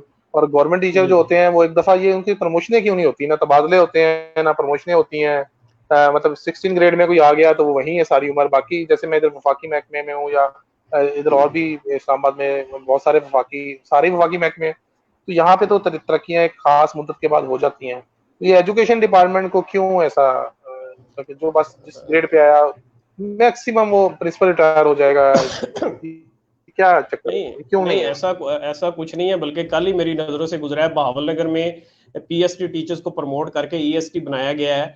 तो मतलब प्रमोशन का एक तरीकेकार है, एक उसकी एक मतलब पॉलिसी है, उसके तहत बाकायदा से प्रमोशंस होती रहती हैं। शायद थोड़ा बहुत डिले कोई कुछ मुख्तलिफ अजला में मुख्तलिफ वजह से हो सकता है। और ख़ास तौर पे जो आप बात करें ट्रांसफ़र की, तो मौजूदा गवर्नमेंट ने एक ये इसका एक बहुत बड़ा इनिशिएटिव है, बहुत ज़बरदस्त इनिशिएटिव है, इन्होंने ई ट्रांसफ़र कर दिया है। पहले हम लोगों को शिकायत अच्छा। होती थी कि जनाब ट्रांसफर नहीं हो रहा है, रिश्वत चल रही है, सिफारिश चल रही है। तो अब उसको ई ट्रांसफर पे लेके आ गए हैं कि एक क्लिक पे वो डाटा कलेक्ट किया और उनका ट्रांसफर कर दिया, ना किसी की सिफारिश की जरूरत है, ना कोई रिश्वत की शिकायत होगी। तो मतलब ये एक बहुत अच्छा इनिशिएटिव पंजाब गवर्नमेंट ने लिया है मौजूदा हुकूमत में। तो ट्रांसफर भी हो रहे हैं और वो, लेकिन उसको वो आमतौर पे होते हैं, अब इन्होंने फिक्स किया कि छुट्टियों में, गर्मियों की छुट्टियों में होते हैं वो ट्रांसफर्स, ताकि दरमियान में सेशन डिस्टर्ब ना हो। बच्चे जब टीचर एक स्कूल से दूसरी तरफ जाएंगे तो वो जाहिर बात है सेशन डिस्टर्ब होता है, बच्चों की तालीम डिस्टर्ब होती है। उसके लिए उन्होंने बाकायदा एक पॉलिसी बनाई है ट्रांसफर की भी पंजाब गवर्नमेंट ने, और इसी तरह प्रमोशन की एक बाकायदा पॉलिसी है जिसके तहत बाकायदगी से मुख्तलिफ लेवल की प्रमोशन होती रहती हैं। तो ये तरक्कियों का नहीं बताया आपने, तरक्कियां जी जी, तरक्की मतलब की प्रमोशन की मैंने बहुत बात की लंबे है कि लंबे अरसे बाद, मतलब बहुत तवील अरसा है या नहीं है ये बिल्कुल एक, भी? हाँ नहीं नहीं, आप सही कह रहे हैं, ये प्रॉब्लम तो है, लेकिन जो पॉलिसी है पंजाब गवर्नमेंट की, इसमें तब्दील करने की जरूरत है। लेकिन जो मौजूदा पॉलिसी है उसके मुताबिक तो तरक्की या प्रमोशन होती रहती है। चलें, मैं अभी कुछ और कमेंट्स हम ऐड करते हैं, फिर अपनी जी जी बातें जारी रखेंगे। आपको कोई मतलब हम आपके जो आपसे टाइम मैंने मांगा था उससे एक्सीड कर रहे हैं, कोई मसला तो सही नहीं है बात। सोने का, या नहीं मतलब नहीं क्योंकि नहीं, नहीं कोई गुफ्तगू अभी बात। काफी रहती है, किसी ने छोड़ जी के नहीं जी जाना कोई। जनाब, अभी बहुत सारी गुफ्तगू रहती है, अभी हमने इनसे करनी है। अच्छा, और बहुत सारे कमेंट्स आ रहे हैं आप लोगों के, मैं सारे शामिल करता हूँ। आगे ये नून साहब कह रहे हैं, मंसूर अख्तर गौरी साहब, मखसूस for information of people please again clarify the difference between formal and non formal education system. कह रहे हैं एक दफा जरा आप मुख्तसरन और दोहरा दें कि फॉर्मल और नॉन फॉर्मल एजुकेशन सिस्टम का क्या फर्क फॉर्मल एजुकेशन सिस्टम जो है ना, वो एक बकायदा बड़ा स्ट्रक्चर्ड होता है, उसके अंदर बकायदा एक बिल्डिंग होती है, क्वालिफाइड टीचर होते हैं, उनके लिए एक मखसूस क्राइटेरिया होता है कि कम अज़ कम बीए बीएड टीचर हो। इसी तरह उनका एक टाइमिंग मखसूस होती है कि सुबह 8 बजे से 2 बजे तक स्कूल टाइम लगना है, उनकी एक यूनिफॉर्म मखसूस होती है। तो ये सारी उसके लिए एक स्ट्रक्चर्ड होती है। जबकि नॉन फॉर्मल है वो उसको कह लेंगे फ्लेक्सिबल एजुकेशन सिस्टम है। उसमें कोई बिल्डिंग की जरूरत नहीं है कि बिल्डिंग होगी तो तालीम का अमल शुरू होगा। वो हम किसी दरख्त के नीचे बैठ के भी शुरू कर सकते हैं, कोई कम्युनिटी हमें जगह दे दे वहां भी कर सकते हैं। टीचर के अपने घर का एक कमरा वो हमें 3-4 घंटों के लिए दे दे तो हम वहां भी वो सिस्टम शुरू कर लेते हैं। दूसरी, उसके अंदर यूनिफॉर्म की कोई कैद नहीं है, बच्चे आए उनको हम पढ़ाते हैं। और दूसरी बात, उनको हम बच्चों को किताबों के साथ साथ हम उनको कॉपियां और स्टेशनरी भी उन बच्चों को प्रोवाइड पंजाब गवर्नमेंट करती है, जबकि फॉर्मल स्कूल में ऐसा नहीं है। और चौथी बात यह है कि उसका टाइमिंग भी बड़ी फ्लेक्सिबल है। वो बच्चे अगर उस कम्युनिटी चाहती है कि हमारे बच्चों को सुबह के टाइम पढ़ाया जाए तो हम सुबह को पढ़ाने के लिए तैयार होते हैं, दोपहर या शाम जो टाइम वो कम्युनिटी मुख्तस करेगी उसके मुताबिक हम पढ़ाएंगे। तो ये एक यानी कह लें कि फ्लेक्सिबल सिस्टम ऑफ एजुकेशन है जिसमें अच्छा, इसके बाद टीचर के लिए भी मैंने आपको बताया कि कम से कम एफए पास टीचर भी अगर हो तो हम वहाँ पे पढ़ाना शुरू कर देते हैं। उसके लिए कोई जरूरी नहीं है कि बीए और बीएड और कोई प्रोफेशनल क्वालिफिकेशन हो जरूरी हो। तो ये इसमें बड़ी बहुत ज्यादा फ्लेक्सिबिलिटी है, और इस फ्लेक्सिबिलिटी रखने का मकसद ये है कि बच्चे कम से कम पढ़ना तो शुरू कर देना। हम इसी इंतजार में रहेंगे कि कोई फॉर्मल स्कूल बनेगा, कोई बिल्डिंग बनेगी, कोई आला क्वालिफाइड टीचर आएंगे, फिर हमारे बच्चे पढ़ेंगे। तो इस तरह तो हमारी ये इलिटरेसी बढ़ती जाएगी। जो वो हमारे नाखानदा अफराद जो ऑलरेडी 30-30 या 7 मिलियन है, वो तो और बढ़ते जाएंगे। तो हमको हमें वो इसलिए यही पर रोकना होगा। वो इसलिए कि हम जी बच्चे भी तो माशाल्लाह मतलब रोशनी की रफ्तार से पैदा कर रहे हैं ना, तो लिटरेसी इसलिए जो है ना वो हाँ। बेचारी कहाँ कहाँ पूरी ये पड़े। और अच्छा, दूसरा ये भी ये मैं होता है आपको कि जो एक आपने, जी जी, बच्चों के बारे से मैं एक इंटरेस्टिंग फिगर आपको बताना चाह रहा था। हमारा जो लिटरेसी रेट है ना, वो पिछले कई सालों से ना वो 1% के हिसाब से बढ़ रहा है पंजाब का। और जो हमारी पॉपुलेशन है वो एक दो 8%, नो नो 1%, 1%, 1%, अच्छा ठीक वन है ठीक परसेंट है पर ईयर। और जो हमारी ठीक पॉपुलेशन है है। वो 2% के हिसाब से बढ़ रही है। तो इसका अच्छा अच्छा मतलब ये अच्छा। है कि हम इलिटरेट तो हमारे बढ़ते जा रहे हैं अभी भी। मतलब गवर्नमेंट की कोशिश के बावजूद जो पॉपुलेशन की आपने बात की है, तो वो ये भी एक फैक्टर है हमारा कि पॉपुलेशन के हिसाब तो से हमारे पास सहूलियात नहीं है। ख्वातीन हज़रात ये देखिए कि ये जो जहाँ आपको नाखानदगी है ये भी कोरोना की तरह है। तो वो एक बंदे को बेशक। तालीम याफ्ता करते हैं तो दो मतलब पीछे खड़े होते हैं। और एक और भी चीज आपकी बात से मुझे हुई आइडेंटिफाई है, और मैं चाहता हूँ ये बात इस रिकॉर्ड का हिस्सा रहे, कभी किसी के काम आ सकती है कि जो बहुत सारे इलेक्शन कैंपेनें चलती हैं इलाके तहसीलों जिलों में, एमएनए एमपीए के पीछे लोग होते हैं कि हमारे इलाके में स्कूल बनवा दें, ये कर दें। वो हर दफा वादा करते हैं फिर मुकर जाते हैं। फिर बड़ी मुखालफिन की चलती है कि इलाके से स्कूल नहीं बनने देना, उसे नहीं बनने देना, मेरे च ना बने उहदे बच्चे बने, यहाँ के लोग ना पढ़ जाए। तो मेरा ख्याल है कि ये नॉन फॉर्मल एजुकेशन है, ये probably that could be the मतलब सोल्यूशन, ये आंसर हो सकता है अगर और कम वसाइल में कम पैसों में, मतलब जितने बिल्कुल। वसाइल में आपने पूरा बिल्डिंग स्कूल खड़ा करना, ठीक है उसकी अपनी अहमियत है हायर क्लासेस के लिए, लेकिन बेसिक डेफिनेटली। के लिए अगर आप इस पे थोड़ा सा इन्वेस्ट करें, इसको लोगों को शऊर दें, लोगों को ये वेलकम करें कि लोग इस पे आए अपनी जगह ऑफर करें। तो आप जो ये जगह देते हैं लोग, उनको कुछ जी कंपनसेशन भी देते हैं, जिसकी जगह होती है उसको कोई माना कुछ थोड़ा बहुत किराया या कुछ ऐसी चीज देते हैं, या नहीं जगह का नहीं देते, टीचर को नहीं, पे जगह करते हैं का। आप लोग? जी जी, हम टीचर को ऑनरेरियम पे करते हैं, जगह का नहीं होता, जगह हमें कम्युनिटी ही प्रोवाइड कर देती है, करती है, लेकिन उसके लिए हम उनको 1,000 रुपया पर मंथ ना कंटीजेंसी के मद में, मतलब बिजली पानी के खर्च के मद में उनको हम देते हैं। बाकी थोड़ा सा देते जगह हैं आप का लोग? हाँ जी, जगह का किराया नहीं देते, ये जगह कम्युनिटी, देखिए मैंने आपको बताया कि कम्युनिटी बेस है, कम्युनिटी ऑन करती है इन चीजों। देखिए कम्युनिटी जब तक ऑन नहीं करेगी ना, इस तरह का सिस्टम चल नहीं पाएगा। तो यानी ये कि ये फैसिलिटी। लोगों के इज्तमाही शऊर पे डिपेंड करता है, और उनको अपने इलाके में अगर वाकई तकलीफ है अगर उनको अपने बच्चों की चीजों की, तो खुद जी से जी। थोड़ा सा आगे आए, मिलके कोई जगह दे दें, और आप हाँ लोग जी। उसका थोड़ा बहुत 1,000 रुपया की, वो जाहिर है वो बल्ब या पंखा वगैरह चलना है तो उतना वो कवर हो बिल्कुल जाता है, और टीचर बिल्कुल को आप आपकी बात तनख्वाह दे देंगे। सही। और जी, ये टीचर को हम एक ऑनरेरियम। अच्छा ऑनरेरियम दे देंगे, और इससे एक थोड़ा सा और भी है कि एक किस्म की एक एम्प्लॉयमेंट भी क्रिएट हो रही है कि वो जो डेफिनेटली। जहाँ भी कोई लड़की या लड़का वो पढ़ा लिखा है, इसमें मेरे ख्याल आपकी तरफ से कोई जिन्स की कैद भी नहीं है कि लड़की पढ़ाए नहीं लड़का पढ़ाए। नहीं नहीं, कोई जींस की वो कैद नहीं है हमारे पास। ऐसा लड़की या लड़का जो पढ़ा लिखा है जिसने कम से कम एफएफएससी किया हुआ है, और उसके इलाके में कोई स्कूल नहीं है और वहाँ बच्चे ना खानदा है, तो कोई थोड़ी सी जगह में वो शुरू कर सकता है, और थोड़ा बहुत मतलब ये सपोर्ट भी शुरू हो जाएगी आप लोगों की तरफ से, और डेफिनेटली। उनका माशरे में कंट्रीब्यूशन भी आ जाएगा। तो मेरा जी जी, ख्याल है कि इनडायरेक्टली मेरा ये ख्याल जॉब भी क्रिएट कर रही है। जॉब भी क्रिएट कर रहा है। नायला चौधरी साहब का एक तफसीली कमेंट आया, मैं आपको पढ़ देता हूँ पूरा, फिर आप जैसे चाहें जवाब दे दीजिए कि ये इस्लाम ये असल और रोशन चेहरा है पाकिस्तान को, जिनको पाकिस्तान ने जितना दिया है ये उससे ज्यादा दे रहे हैं पाकिस्तान को। मैंने ऐसे लोगों को देखा है जो पाकिस्तान के पैसों से पढ़ते हैं और मुल्क को छोड़ देते हैं और इधर ही रह जाते हैं। ये बेसिकली खुद पेरिस में है, जी जी। फ्रांस में, तो उस हिसाब से कह रही है, और तनकीद पाकिस्तान उसके लोगों पर करते हैं। भाई तुम पाकिस्तान को छोड़ चुके हो और वहां के लोगों को बुरा भला कहना भी छोड़ दो, इधर कानून पर अमल करते हैं, पाकिस्तान एयरपोर्ट से कानून को तोड़ना शुरू करते हैं और पाकिस्तान को गाली देना तो अपना हक समझते हैं। बहुत अच्छा काम कर रहे हैं, बहुत अच्छे। बहुत तो शुक्रिया जी। कुछ कहना चाहेंगे?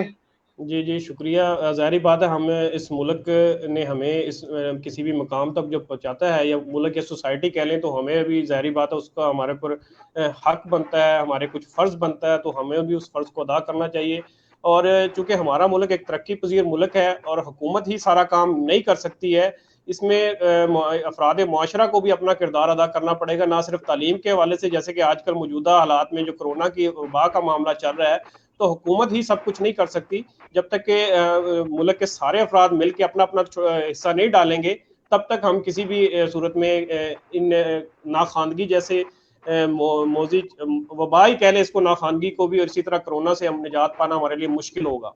तो इसलिए हर फर्द को अपना हिस्सा जरूर अदा करना चाहिए। सही।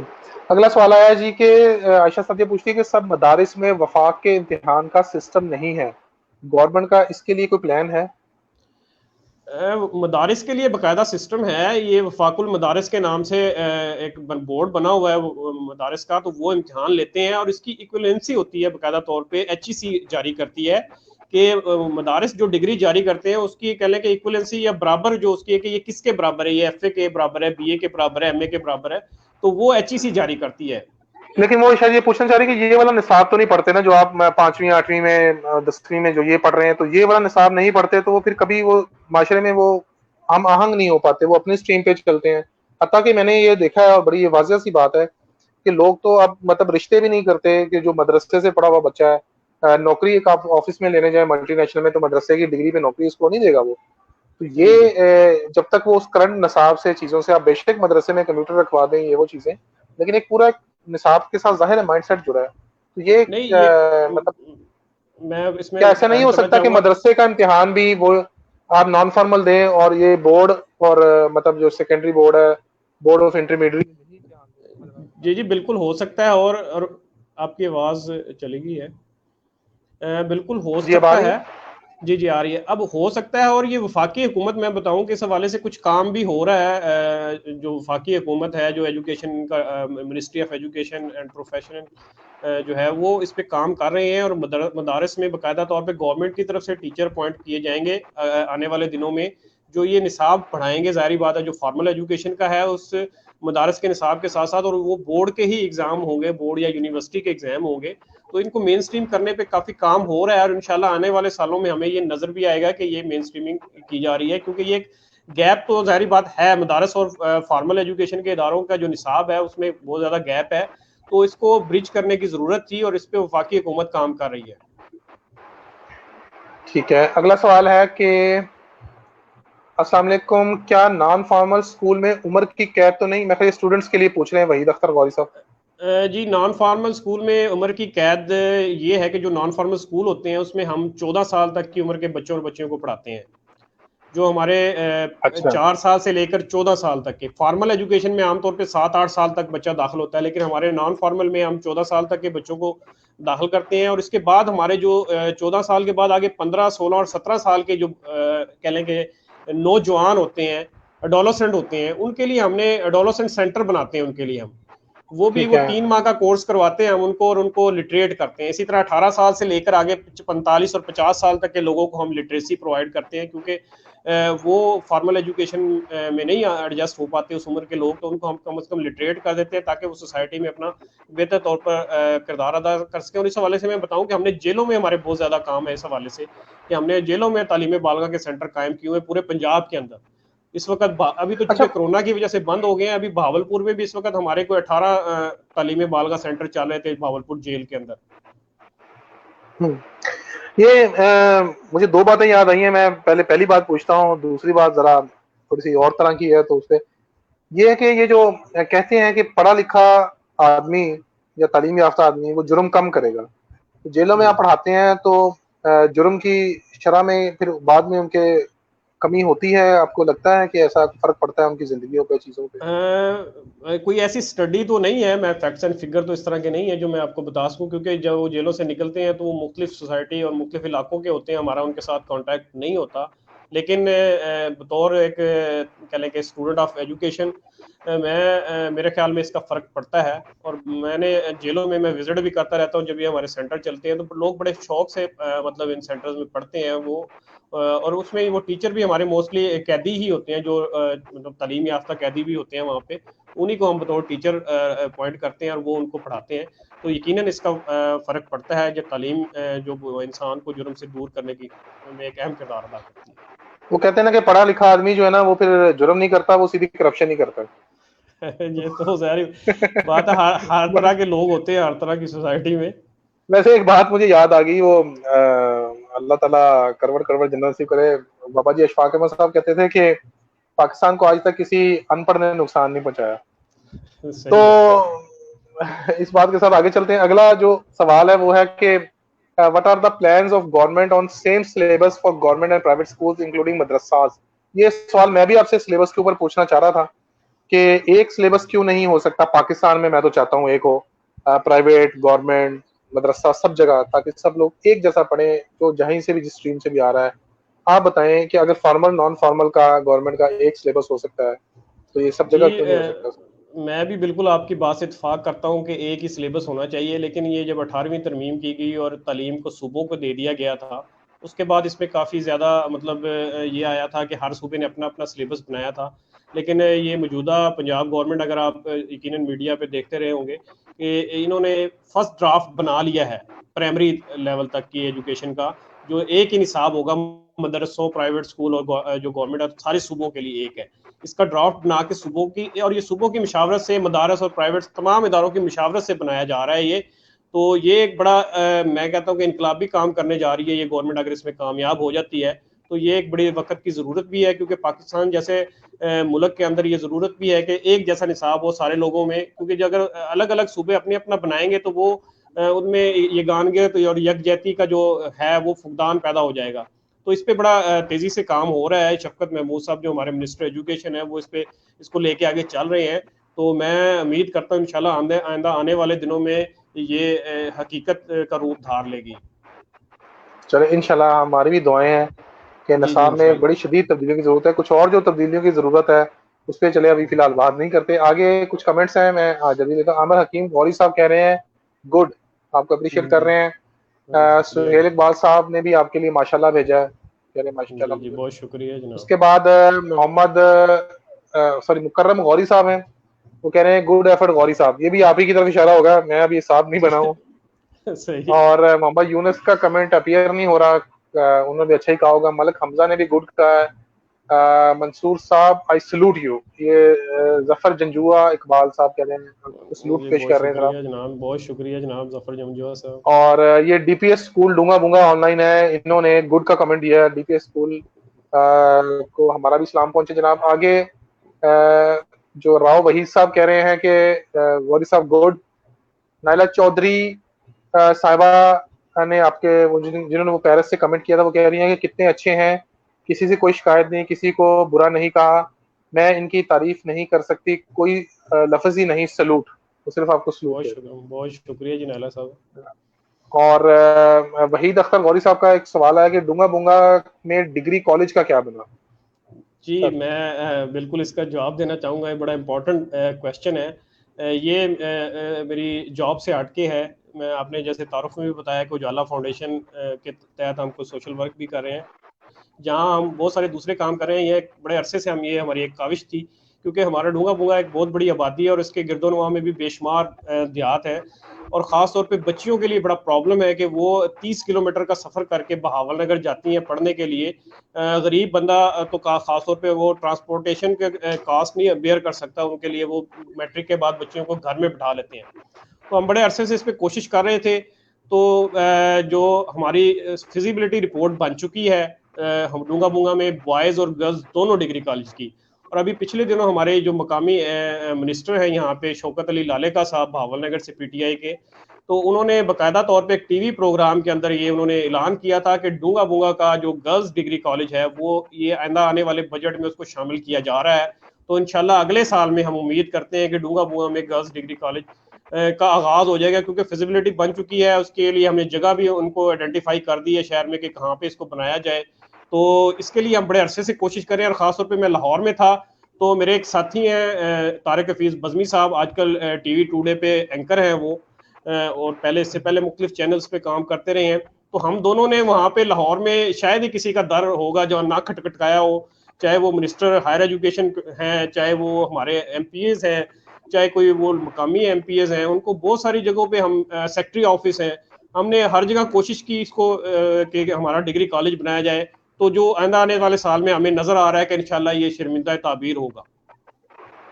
सही, नहीं बहुत अच्छा कर रहे हैं। और मैं यकीन करें, आप जो लफ्ज़ ये कह रहे हैं ना, मैं देखने सुनने वालों को ये बिल्कुल यकीन दहानी करवाता हूँ कि ये अगर कह रहे हैं कि हर दर खटखटाया है, तो इन्होंने हर एक दर खटखटाया है। और जो साहबे वसाइल हैं जिनके पास अल्लाह ताला ने दिया है, तो सामने आए, ऐसे लोगों की मदद करें, डूंगा बूंगा की मदद करें, छोटे इलाकों की जरूर मदद करें, और ताकि कोई ना कोई फायदा है। आज मेरा ख्याल था कि तालीम एक ऐसा मौजू है, एक इल्मी बात, या कोई अपना लोग इस पे इंटरेस्ट नहीं लेंगे, सुनना नहीं चाहेंगे, लोग शायद दूसरी चीज़ों को ज़्यादा तरजीह देते हैं। लेकिन मुझे खुशी आज एक अच्छी खासी तादाद लोगों की सुनने वाली है, शेयर कर रही है, कमेंट्स कर रही है, बात कर रही है। तो इससे शो होता है कि लोगों के एटीट्यूड में काफ़ी तब्दीली आई है, पाकिस्तान के लोगों के भी, सोशल मीडिया पे लोगों की, और लोग संजीदा बात, सीरियस बात को सुनना चाहते हैं। फारूक अहमद साहब कह रहे हैं कि वेल डन गौरी साहब, बहुत खूब।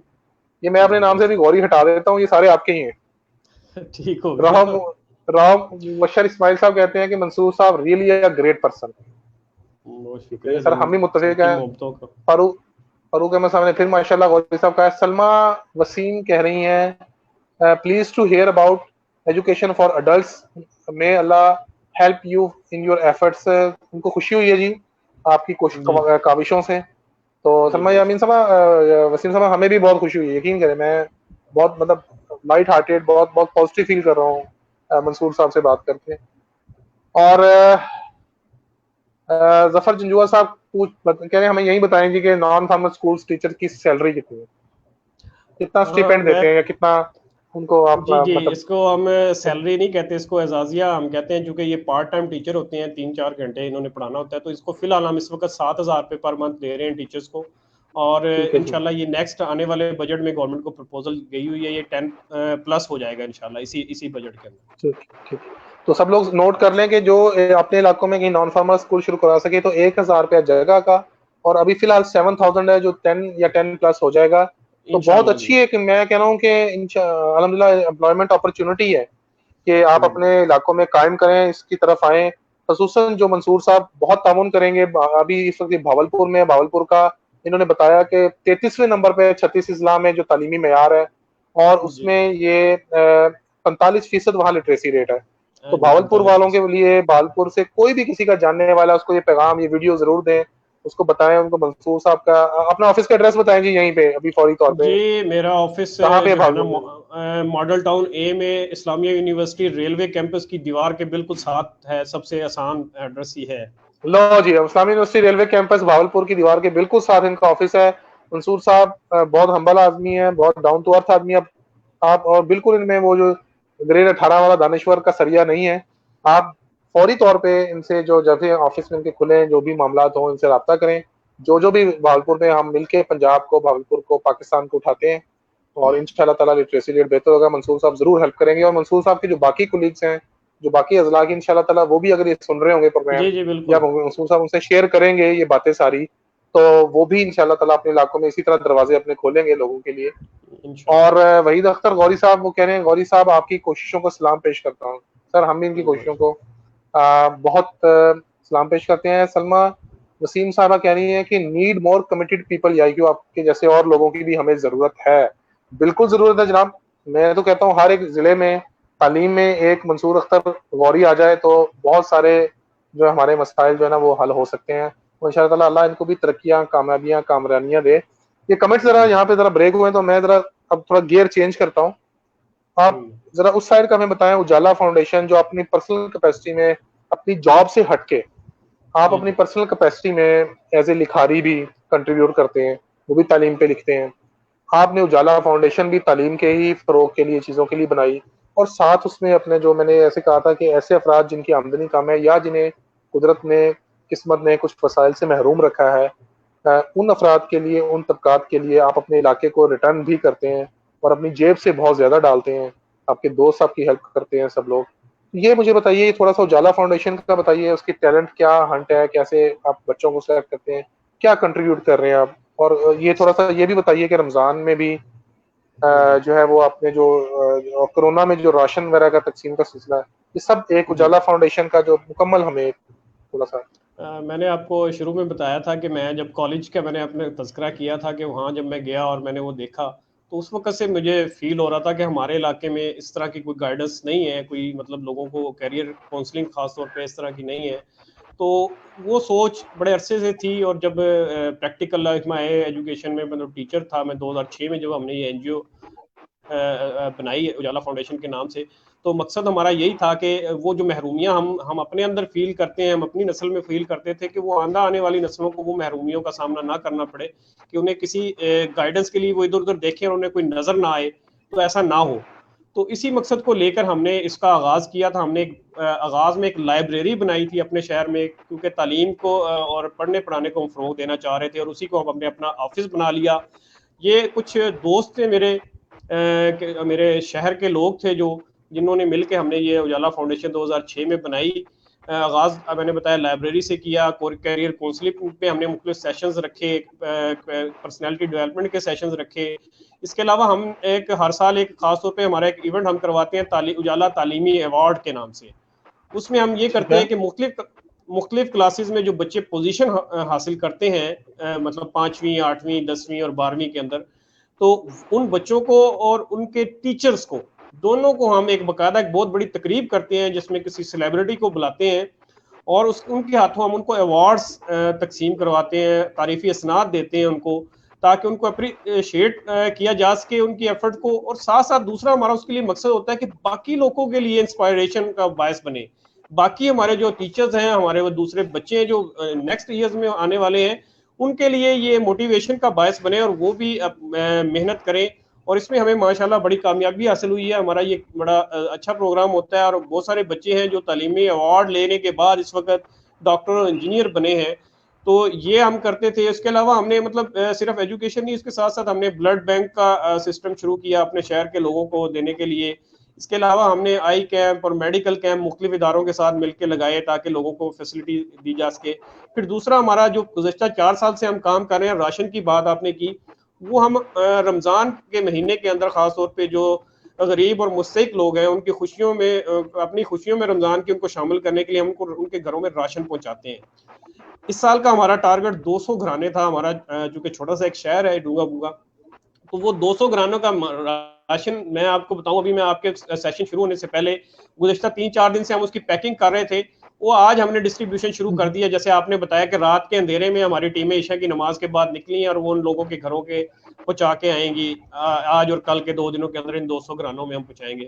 इसी तरह हमने एक इमरजेंसी हमने प्लान भी किया। जो राशन अभी लॉकडाउन की वजह से बहुत सारे लोगों की नौकरियां खत्म हुई, हमारे लोग के शहर के लोग जो बाहर फैक्ट्रियों में काम करते थे वो वापस आ गए, उनके लिए बड़े मसाइल थे।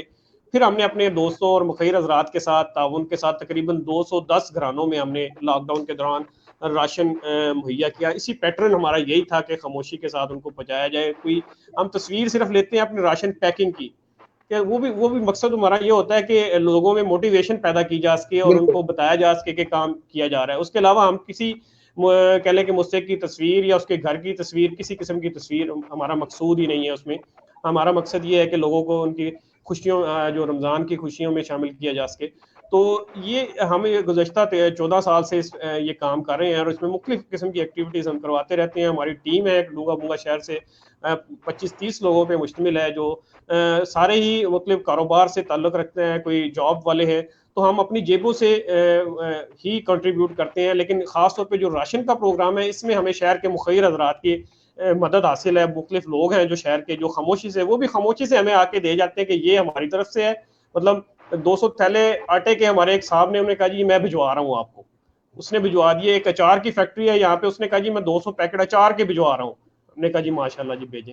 तो इस तरह लोग भी हमारे साथ खामोशी से ताउन करते हैं और हम उसको इस काम को आगे जारी रखें। और जज़ाकल्लाह जी, इस काम में आपको भी सलाम है और जितने भी लोग कंट्रीब्यूट कर रहे हैं उनको भी सलाम है। और मैं जो लोग आपकी यकीनन आपने शेयर किया होगा और डूंगा बूंगा से ज़रूर लोग इसको देख रहे होंगे, ज़िला भावनगर से देख रहे होंगे, मैं सबसे दरख्वास्त करता हूँ कि उजाला फाउंडेशन मंसूर साहब की ज़रूर हेल्प करें, ज़्यादा से ज़्यादा हेल्प करें, जितना आप कंट्रीब्यूट कर सकें। जिस मर्जी मद में आप राशन खुराक के हिसाब से करना चाहें, आप लिटरेसी में करना चाहें, आप इनके जो टैलेंट प्रोग्राम है उसके अंदर आप एप्रिसिएशन में करना चाहिए। मुझे एक चीज़ बहुत अच्छी लगी आपने बयान की, मैंने आपको उसको काटा नहीं और ये कमेंट भी आ गया है कि वो जो आपने कहा ना कि जो स्टूडेंट को बुलाते हैं आप उसे अप्रिशिएट करते हैं, लेकिन आप उसके टीचर को भी बुलाते हैं। ये जो एक ऐसी बात है, और ये मेरा ख्याल है कि ये बहुत बड़ी बात है और ये बहुत बड़ा आइडिया है। और बहुत सारे हमारे प्रोग्राम होते हैं, बहुत सारे फोरम्स पे, टीवी पे ये जो अपना इलाकों के अंदर बुलाया जाता है, बच्चों को बुलाया जाता है, तारीफी इसनाद लेने वाले, सारा कुछ ये तो होता है। लेकिन मेरा ख्याल है कि ये जो आइडिया है कि बच्चे को भी बुलाया जाए और उसके उस्ताद को भी बुलाया जाए और दोनों को बराबर, ताकि उस उस्ताद में भी मोटिवेशन रहे, उसके अंदर भी ये क्योंकि बहुत बहुत से लोग पैसे के लिए काम नहीं करते। बहुत से लोग वो जो प्यार के तो 2 बोल होते हैं, जो एप्रिसिएशन होती है, ये उनके लिए जिंदगी का सासा होती है, सरमाया होती है, कभी बजने वाली तालियां, कहीं कहेंगे 2 मीठे अल्फाज। तो मेरा ख्याल है कि ये बहुत बड़ा काम है और बहुत मैं समझता हूँ कि वली अल्लाह वाला काम है। वैसे भी आप अल्लाह के वली हैं इतने, माशाल्लाह जो चीजें आप कर रहे हैं, तो जिन आपको पूरे मतलब इतना काम करना एक आम आदमी के लिए इतनी उम्र में, यंग एज में बड़ा मुश्किल होता है। लेकिन बड़ी इंस्पायरेशन है आप, और मैं सब लोगों से कहूंगा, चाहे थोड़े देख रहे हैं, ज्यादा देख रहे हैं, ये वीडियो को बाद में देखें, कि मंसूर साहब बी लाइक मंसूर। तो जैसे मीम्स आती है ना कि मंसूर ये करता है, मंसूर ये करता है, तो अपने इलाके को, अपने वसाइल की कमी को, अपने छोटे इलाके के होने को, अपने बजट ना होने को, वसाइल ना होने को, ट्रांसपोर्ट ना होने को, किसी चीज को अपनी रुकावट ना बनाए। आप जब काम करना शुरू करें तो बस कर दें। तो जैसे मैंने देखे काम शुरू कर दिया आप लोगों से मिलने मिलाने वाला। तो अच्छा, हमारे एक बहुत मोहतरम, हाँ जी बहुत मोहतरम उस्ताद हैं और ये लाहौर से हैं, ये खुद भी एजुकेशनिस्ट हैं, ताहिर खुर्शीद अहमद साहब, इन्होंने आपके लिए दुआया पैगाम भेजा कि गॉड ब्लेस यू। बहुत ताहिर शुक्रिया जी, साहब जज़ाक। अस्सलाम वालेकुम। आपके साथ भी इंशाल्लाह हम कोशिश करेंगे इस वक्त आपको लाइव लें, ताहिर साहब को भी। जफर जंजुआ साहब आपके फैन ही हो गए हैं, वो कह रहे हैं कि जैसे कि अब स्कूल बंद है तो नॉन फॉर्मल टीचर्स को सैलरी देगा डिपार्टमेंट? जी, जी, बिल्कुल देगा, क्यों नहीं देगा। पीछे भी हमने मार्च की भी पेमेंट की है, अभी अप्रैल एंड हो रहा है, इसमें हमने शुरू कर दी है, बहुत सारे ज़िला ने पेमेंट कर दी है अप्रैल की, और नेक्स्ट बाकी कर रहे हैं, तो ये बिल्कुल मिलेगी। जफर साहब, जब गवर्नमेंट एहसास प्रोग्राम में लोगों के घर राशन भेज सकती है तो जो लोग पहले से जुड़े हुए हैं उनके रिस्क तो नहीं छीनेगी।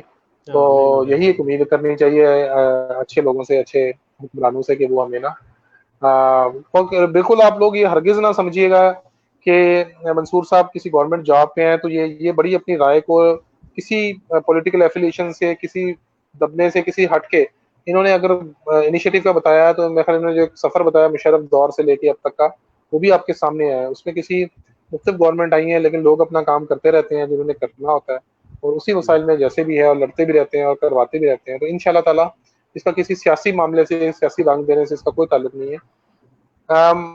ज़याउर रहमान साहब कह रहे हैं कि माशाल्लाह गुड मंसूर भाई। अच्छा, अभी हम इख्तिताम की तरफ आते हैं। ज़रा आप ये बताइए कि जी। लिखने का जो आपका है हसास दिल है आपका, आपकी तहरीरें मैंने पढ़ी हैं, तो ये आपने सिर्फ लिखने के लिए मौजू तालीम का ही क्यों चुना? सिर्फ इसलिए कि पैशन है, या दूसरे मौज़ूआत या सियासियात या समाजियात या दूसरे जो मसाइल हैं वो मतलब आपको अपील नहीं करते, या आप नज़र आंखें बंद कर लेते हैं अपनी? नहीं, नहीं, असल में मसला ये है कि मुझे बचपन से शौक एक ही था, और वो पढ़ने का शौक था, और इसके लिए हमारे शहर में एक लाइब्रेरी होती थी, उसकी मैंने शायद सारी किताबें पढ़ ली थी। और उसके बाद मैं आपको इंटरेस्टिंग बात बताऊँ, यहाँ से हमारा आपने जिक्र किया आगाज़ में, हरूनाबाद आपको 18 किलोमीटर दूर है। तो मैं सिर्फ वहाँ से रिसाले खरीदने के लिए बस में बैठ के हरूनाबाद जाता होता था, क्योंकि यहाँ पे मिलते ही नहीं थे, तो वहाँ से मैं सिर्फ खरीद के लेके आता था पढ़ने के लिए, मतलब तब से मुझे शौक था। तो स्टार्ट में मैंने बच्चे ए की शौक कहानी। दे पीछे ए शौक दे पीछे कुट कितनी बारी खाधी है दसो? नहीं, कुट नहीं खाती। मेरे वालिदैन ने कभी मुझे इस हवाले से कभी नहीं किया। उन्होंने मुझे हमेशा अप्रिशिएट किया है, और उन्होंने समझा कि ठीक ही जा रहा है। तो इस हवाले से कुट मैं कदे नहीं खाती। तो उसमें मैं आपको ये बता रहा था कि बचपन में मैंने पहले स्टोरीज़ लिखी, बच्चों की कहानियाँ मैं लिखता रहा हूँ। मुख्तलिफ फूल रिसाला होता था नवाए वक्त का, इसी तरह आँख मिचौली और नौ निहाल, इस तरह के मुख्तलिफ रिसाले होते थे। उसके बाद जो ख़ास तौर पे मुझे पढ़ने का जो ज़्यादा मौका मिला, जब मैं पंजाब यूनिवर्सिटी में जाके मैंने एमए एजुकेशन किया, वहाँ पे मुझे बहुत ज़्यादा पढ़ने का मौका मिला। ख़ास तौर पे मुमताज़ मुफ्ती, मेरे अभी इशफाक बाबा की आपने बात की, उनसे भी मुलाकात भी रही है, और उनको भी पढ़ने का मेरे कह लें कि फ़ेवरेट राइटर्स में मुमताज़ मुफ्ती, बानो कुदसिया और इशफाक अहमद जैसे लोग हैं। और अख्तर अब्बास जो मौजूदा हैं, इनसे मैं बड़ा इंस्पायर था, ये फूल रिसाला निकालते होते थे। तो लिखने की बात आपने की, एजुकेशन इसलिए लिखा कि चूँकि मैं आपकी बात ठीक है, मैं चूँकि एक गवर्नमेंट जॉब कर रहा हूँ, तो मैं पॉलिटिक्स मेरी इतनी ज़्यादा इंटरेस्ट भी नहीं है, और मैं मुनासिब भी नहीं समझता था कि बीइंग ए सिविल सर्वेंट होके मैं पॉलिटिक्स पे लिखूँ। हालाँकि बहुत सारे लोग लिख भी रहे हैं, ऐसे लोग हैं इस वक़्त। तो एजुकेशन चूँकि मेरा शौक भी था, और मेरा शोबा भी था, और मेरा तजुर्बा भी कोई थोड़ा बहुत जो था उस हवाले से, तो इसीलिए मैंने इसको शोबे को मुंतखब किया, और एजुकेशन पे ही लिखने को प्रेफर किया मैंने। अच्छा, ये बताइए कि बहुत सी तनकीद हमारे निसाब पे आती है कि एक खास तरह का माइंडसेट प्रोड्यूस कर रहा है, वो चाहे मुताला पाकिस्तान कह के भी हम तंजन उस पर बात करते हैं, और बहुत सा आपको जी। पता है कि सच नहीं बताया जाता हमारी किताबों में। हमें कहा जाता है कि हम फलानी जंग जीते थे। हमें हमें मतलब कुछ ऐसे लोगों को जिन्होंने सिर्फ यहाँ पर सिर्फ आपको, आप भी मतलब बहुत ज्यादा पढ़ते हैं, लाइब्रेरी अगर आपने खत्म की है तो आप भी जानते हैं कि कोई इस्लाम की खातर नहीं आए थे, चाहे वो गजनी से आए थे, चाहे वो अरब से आए थे, चाहे कहीं से भी आए थे।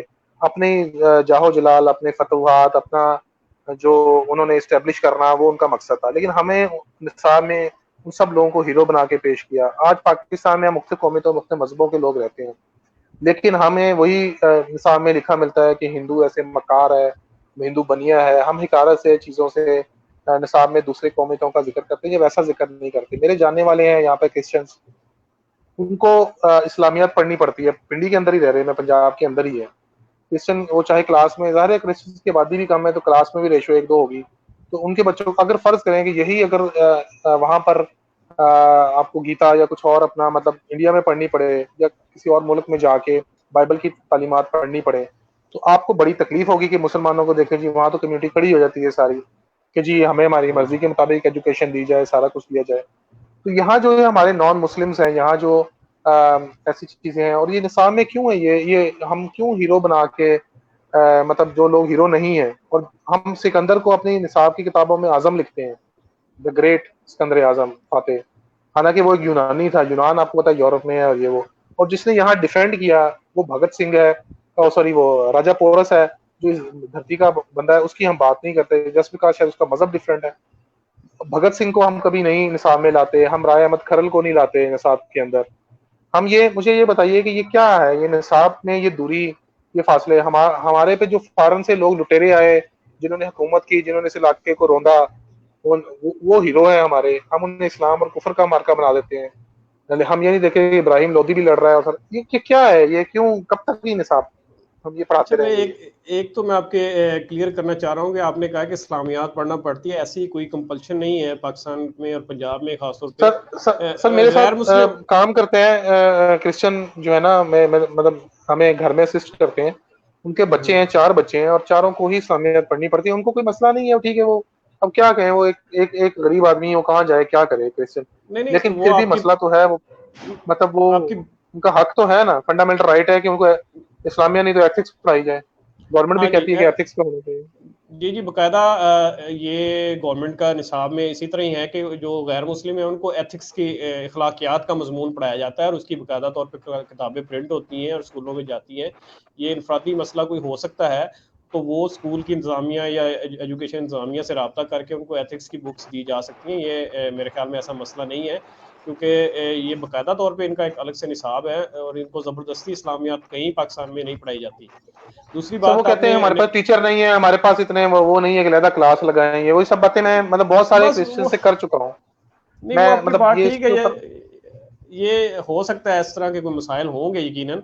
तो वो लेम एक्सक्यूजेज हैं उन टीचर्स की तरफ से ही है, अदरवाइज गवर्नमेंट की तरफ से बाकायदा डायरेक्शन है कि गैर मुस्लिम्स को इखलाकियात की किताब पढ़ाई जाएगी और उसी का इम्तिहान लिया जाएगा बाकायदा तौर पर। और ये हमारे सिर्फ फॉर्मल में नहीं, हमारे नॉन फॉर्मल स्कूल्स में भी हम इसी पैटर्न को फॉलो करते हैं। और दूसरी बात जो आपने निसाब में की, तो ये ज़ाहिर बात है, आपको भी पता है कि ये निसाब हमेशा जो रूलिंग पार्टी होती है या हुकूमत होती है उसमें जिस तरह के लोग होते हैं, ये उनका माइंडसेट को रिफ्लेक्ट करता है हमेशा निसाब। जो लोग इसकी पॉलिसी बनाने वाले होते हैं उसी तरह का निसाब आता है। और ये हमारे जो माजी में जिस तरह के हुक्मरान रहे हैं उन्होंने, ज़ाहिर बात है, इसको मैं ज़ाती तौर पे मैं भी ये समझता हूँ कि निसाब को मसक किया गया है, तारीख को उसके अंदर सच, पूरा सच नहीं दिखाया गया, आधा सच दिखाया गया हमें। तो लेकिन इसमें ये कि मैं उम्मीद ही कर सकते हैं, और ये मौजूदा हुकूमत भी इस हवाले से निसाब में तब्दीली की जा रही है। इस हवाले से अभी भी पिछले दिनों भी जो मिनिस्टर एजुकेशन है उन्होंने ये ऐलान किया है कि ये सेशन में किताबें मतलब निसाब चेंज हुआ है और आइंदा आने वालों में इसमें मजीद चेंज आएगा। तो हम उम्मीद ये करते हैं, और ये जो ज़ाहिर बात है, मैं जिस फोरम पे जा सकूँ वहाँ पे तो ज़रूर मैं बात कर सकता हूँ। तो ये इसमें हम आने वाले वक्त में उम्मीद कर सकते हैं कि ये बेहतर होगा और पूरा सच जो और असल सच है वो हम अपने निसाबों में लेकिन सर जब पढ़ाएंगे। निसाब में तब्दीली, आपने एक बड़ा इंटरेस्टिंग पॉइंट आपके सामने बात आती है, तो एक खास तरह की, मैं जरा तंजिया कह रहा हूँ इस बात को, जरा मतलब इन्वर्टेड कॉमास में कह रहा हूँ कि खास तरह के मुजाहिदीन, जैसे वो कीबोर्ड वॉरियर्स कहते हैं हम, कि जो कीबोर्ड के जंगजू हैं, या वो सोशल मीडिया के जो सिपाही हैं, वो खड़े हो जाते हैं। और वो इसमें और मैंने अगर उनकी थोड़ी प्रोफाइल देखी तो इसमें वो तबका ज्यादा है जो ये वाला फॉर्मल निसाब पढ़ता ही नहीं है। ठीक है, तो ये मतलब लोग खड़े होते हैं कि नहीं, तब्दील नहीं हो सकती, वो इसे कोई कुफर इस्लाम का मार्का समझते हैं, उसे को अपना। मैं जरा चाह रहा था कि खास माइंडसेट जो है वो इसी निसाब को पढ़ के जो पैदा हुआ है, या इसके पैरेलल जो दूसरे मदारस है वो हमेशा इसकी राह में आप मतलब, अब क्या कैसे ये हो सकता है, ये 25-30 साल में बहुत डैमेज मतलब हो चुका है इस चीजों को। ज़ाहिर बात है, तब्दीली ऐसा ऐसा ही आएगी, यकदम तो हम नहीं कह सकते कि यकदम ही सारा कुछ चेंज हो जाएगा, ये तो पॉसिबल नहीं है। तो ऐसा ऐसा करके तब्दीली आएगी, और ये ज़ाहिर बात है पॉलिसी मेकर पे डिपेंड करता है। जो हमारी मौजूदा गवर्नमेंट है उन्होंने जब ये चेंज करने का ठान लिया तो वो यकीनन उसको चेंज करेंगे, और हो रहा है अभी। इस साल के निसाब में भी काफ़ी सारी चेंजेस आई हैं और ग्रेजुअली ये आगे भी इसी तरह की चेंजेस आती रहेंगी। तो जब हुकूमत वक्त पॉलिसी बना ले तो उस पर इम्प्लीमेंट भी करवाना उसका जिम्मेदारी होती है, और वो हमेशा करवाती है। चलिए एक आखिर की तरफ बढ़ते हैं, 1-2 कमेंट और हैं, फिर मेरे 1-2 सवाल हैं, उसके बाद फिर इंशाल्लाह ताला ये नासिर महमूद रजा जान है, हमारे दोस्त हैं, ये भी डूंगा बुंगा से। कमेंट किसी वजह से इनका अपीयर नहीं हो रहा। जी जी आ, आप सुन पा रहे हैं? जी जी, मैं सुन रहा हूँ, आ रहा है मुझे कमेंट जी इनका नजर। नाइस हाँ, वो कह रहे नाइस हैं नाइस एफर्ट एफर्ट। लिखकर। जी nice effort, nice nice approach. जी बहुत शुक्रिया। सलमा वसीम साहिबा कह रही हैं कि मैं दूसरी स्क्रीन से पढ़ देता हूँ कि एग्जैक्टली अ, हमारे निसाब में कब पॉजिटिव चेंजेस होंगी, और हमारे अपने नबी करीम सल्लल्लाहु अलैहि वसल्लम के अखलाक को कब पढ़ाएंगे अपने बच्चों को। आपकी जवाब से पहले मैं जरा एक जवाब देता हूँ कि जी हमारी तो हर चीज में इस्लामियत है जनाब। हमारी तो बायोलॉजी खोले उसमें भी इस्लामियत है, हमारी उर्दू में भी इस्लामियत है, हमारे मुताला पाकिस्तान में भी इस्लामियत है। सिर्फ मेरा ख्याल है कि रियाजी में इस्लामियत नहीं है, बाकी तो हर जगह इस्लामियत है। तो लेकिन ये कि ये जो इनका सब्जेक्ट है कि इखलाकियात के ऊपर फोकस करना, मैं से ये सवाल निकालता हूँ कि इखलाकियात पे वाकई बहुत मैनरिज्म के ऊपर, सिविक सेंस के ऊपर, ड्राइविंग कैसे करनी है, किसी के लिए दरवाजा खोलना है आपने, मुस्कुराना भी सुन्नत है, लड़कियों का औरतों का हकूक देना भी सुन्नत है, कम खाना भी सुन्नत है, पेट को अंदर रखना भी सुन्नत है। इन सब इखलाकियात के ऊपर बोलचाल, मामलात, गुफ्तगू, जो अशफाक समझ साहब की हमारी मुलाकात में वो बड़ा दर्स देते थे इखलाकियात का, मामलात का, वो कहते थे लोगों का सानी पैदा करने का, कि दूसरे को और तशद्दुद से बाज रहने का। ये सब जो है ये इस पे इतना फोकस क्यों नहीं है हमारे निसाब निसाब में ये चीज़ें हैं, पहले से भी हैं, ये नहीं कि बिल्कुल भी नहीं है, इस तरह की तो बात नहीं है। खैर, लेकिन इसको मज़ीद ज़्यादा करने की ज़रूरत है, और क्योंकि सोसाइटी में भी अदम बर्दाश्त की हमारे बहुत ज़्यादा आ गई है, तो उसको भी कम करने के लिए इस तरह के निसाब में इस तरह के मज़ामीन और इस तरह की चीज़ों को शामिल करने की ज़रूरत है। और हम उम्मीद करते हैं इंशाल्लाह हुकूमत, जो निसाब तब्दील करने वाले लोग हैं, जो निसाब की कमेटीज़ हैं, वो इसको शामिल करेंगे ताकि ये मसला हमारा हल हो सके। सही। मंसूर साहब, मैं अभी पेज पे अभी स्क्रीन पे चला देता हूँ। जो लोग मंसूर साहब के साथ जुड़ना चाहते हैं, इनकी तहरीर के साथ या मंसूर साहब के काम के साथ या इनकी फाउंडेशन के साथ फॉलो करना चाहते हैं, तो ये इनका है, इनके फेसबुक पे पेजेस हैं। मंसूर अख्तर गौरी को आप टाइप करेंगे, एक पेज आ जाएगा मंसूर अख्तर गौरी साहब का। उजाला फाउंडेशन पाकिस्तान पूरा टाइप करेंगे तो उजाला फाउंडेशन पाकिस्तान का पेज आ जाएगा। और वॉइस ऑफ डूंगा बूंगा, जो लोग डूंगे बूंगे की खबरों से, चीज़ों से आश्ना रहना चाहते हैं, तो ये स्क्रीन पे आ रहा है मंसूर साहब का। आप इनको, इनके 3 पेजेस हैं, आप इनको फॉलो कर सकते हैं मंसूर साहब को, इनके काम को। तो मंसूर साहब, जाते जाते कोई आपका आखिरी पैगाम, कि मैं अपनी बात करूंगी आखिरी इंशाल्लाह। आखिरी पैगाम यही है कि मैं समझता हूँ कि तालीम के अलावा कोई ऐसा हल नहीं है जो हमारे माशरे को तब्दील कर सके। रिसोर्सेज भी ज़रूरी हैं उसके लिए, तालीम ही एक ऐसा टूल है जिससे माशरे तब्दील होते हैं। और तालीम को आम करने में हुकूमत के साथ साथ हर हम अफराद माशरा को भी अपना भरपूर किरदार अदा करना चाहिए और इल्म की शम्मा को रोशन करना चाहिए, ताकि ज़्यादा से ज़्यादा ये फैले। और ये नाखानदगी का जो हमारा अफरियत है ना, जो इस वक्त हमें मुंह खोले हुए खड़ी है, इसको हमें ख़त्म करना होगा, तभी ये मुल्क तरक्की कर सकेगा। अदरवाइज इस मुल्क की तरक्की का कोई जरिया नहीं है। तो इसलिए हम तालीम को आम करने में हर फर्द अपना किरदार लाजमी अदा करे। सही।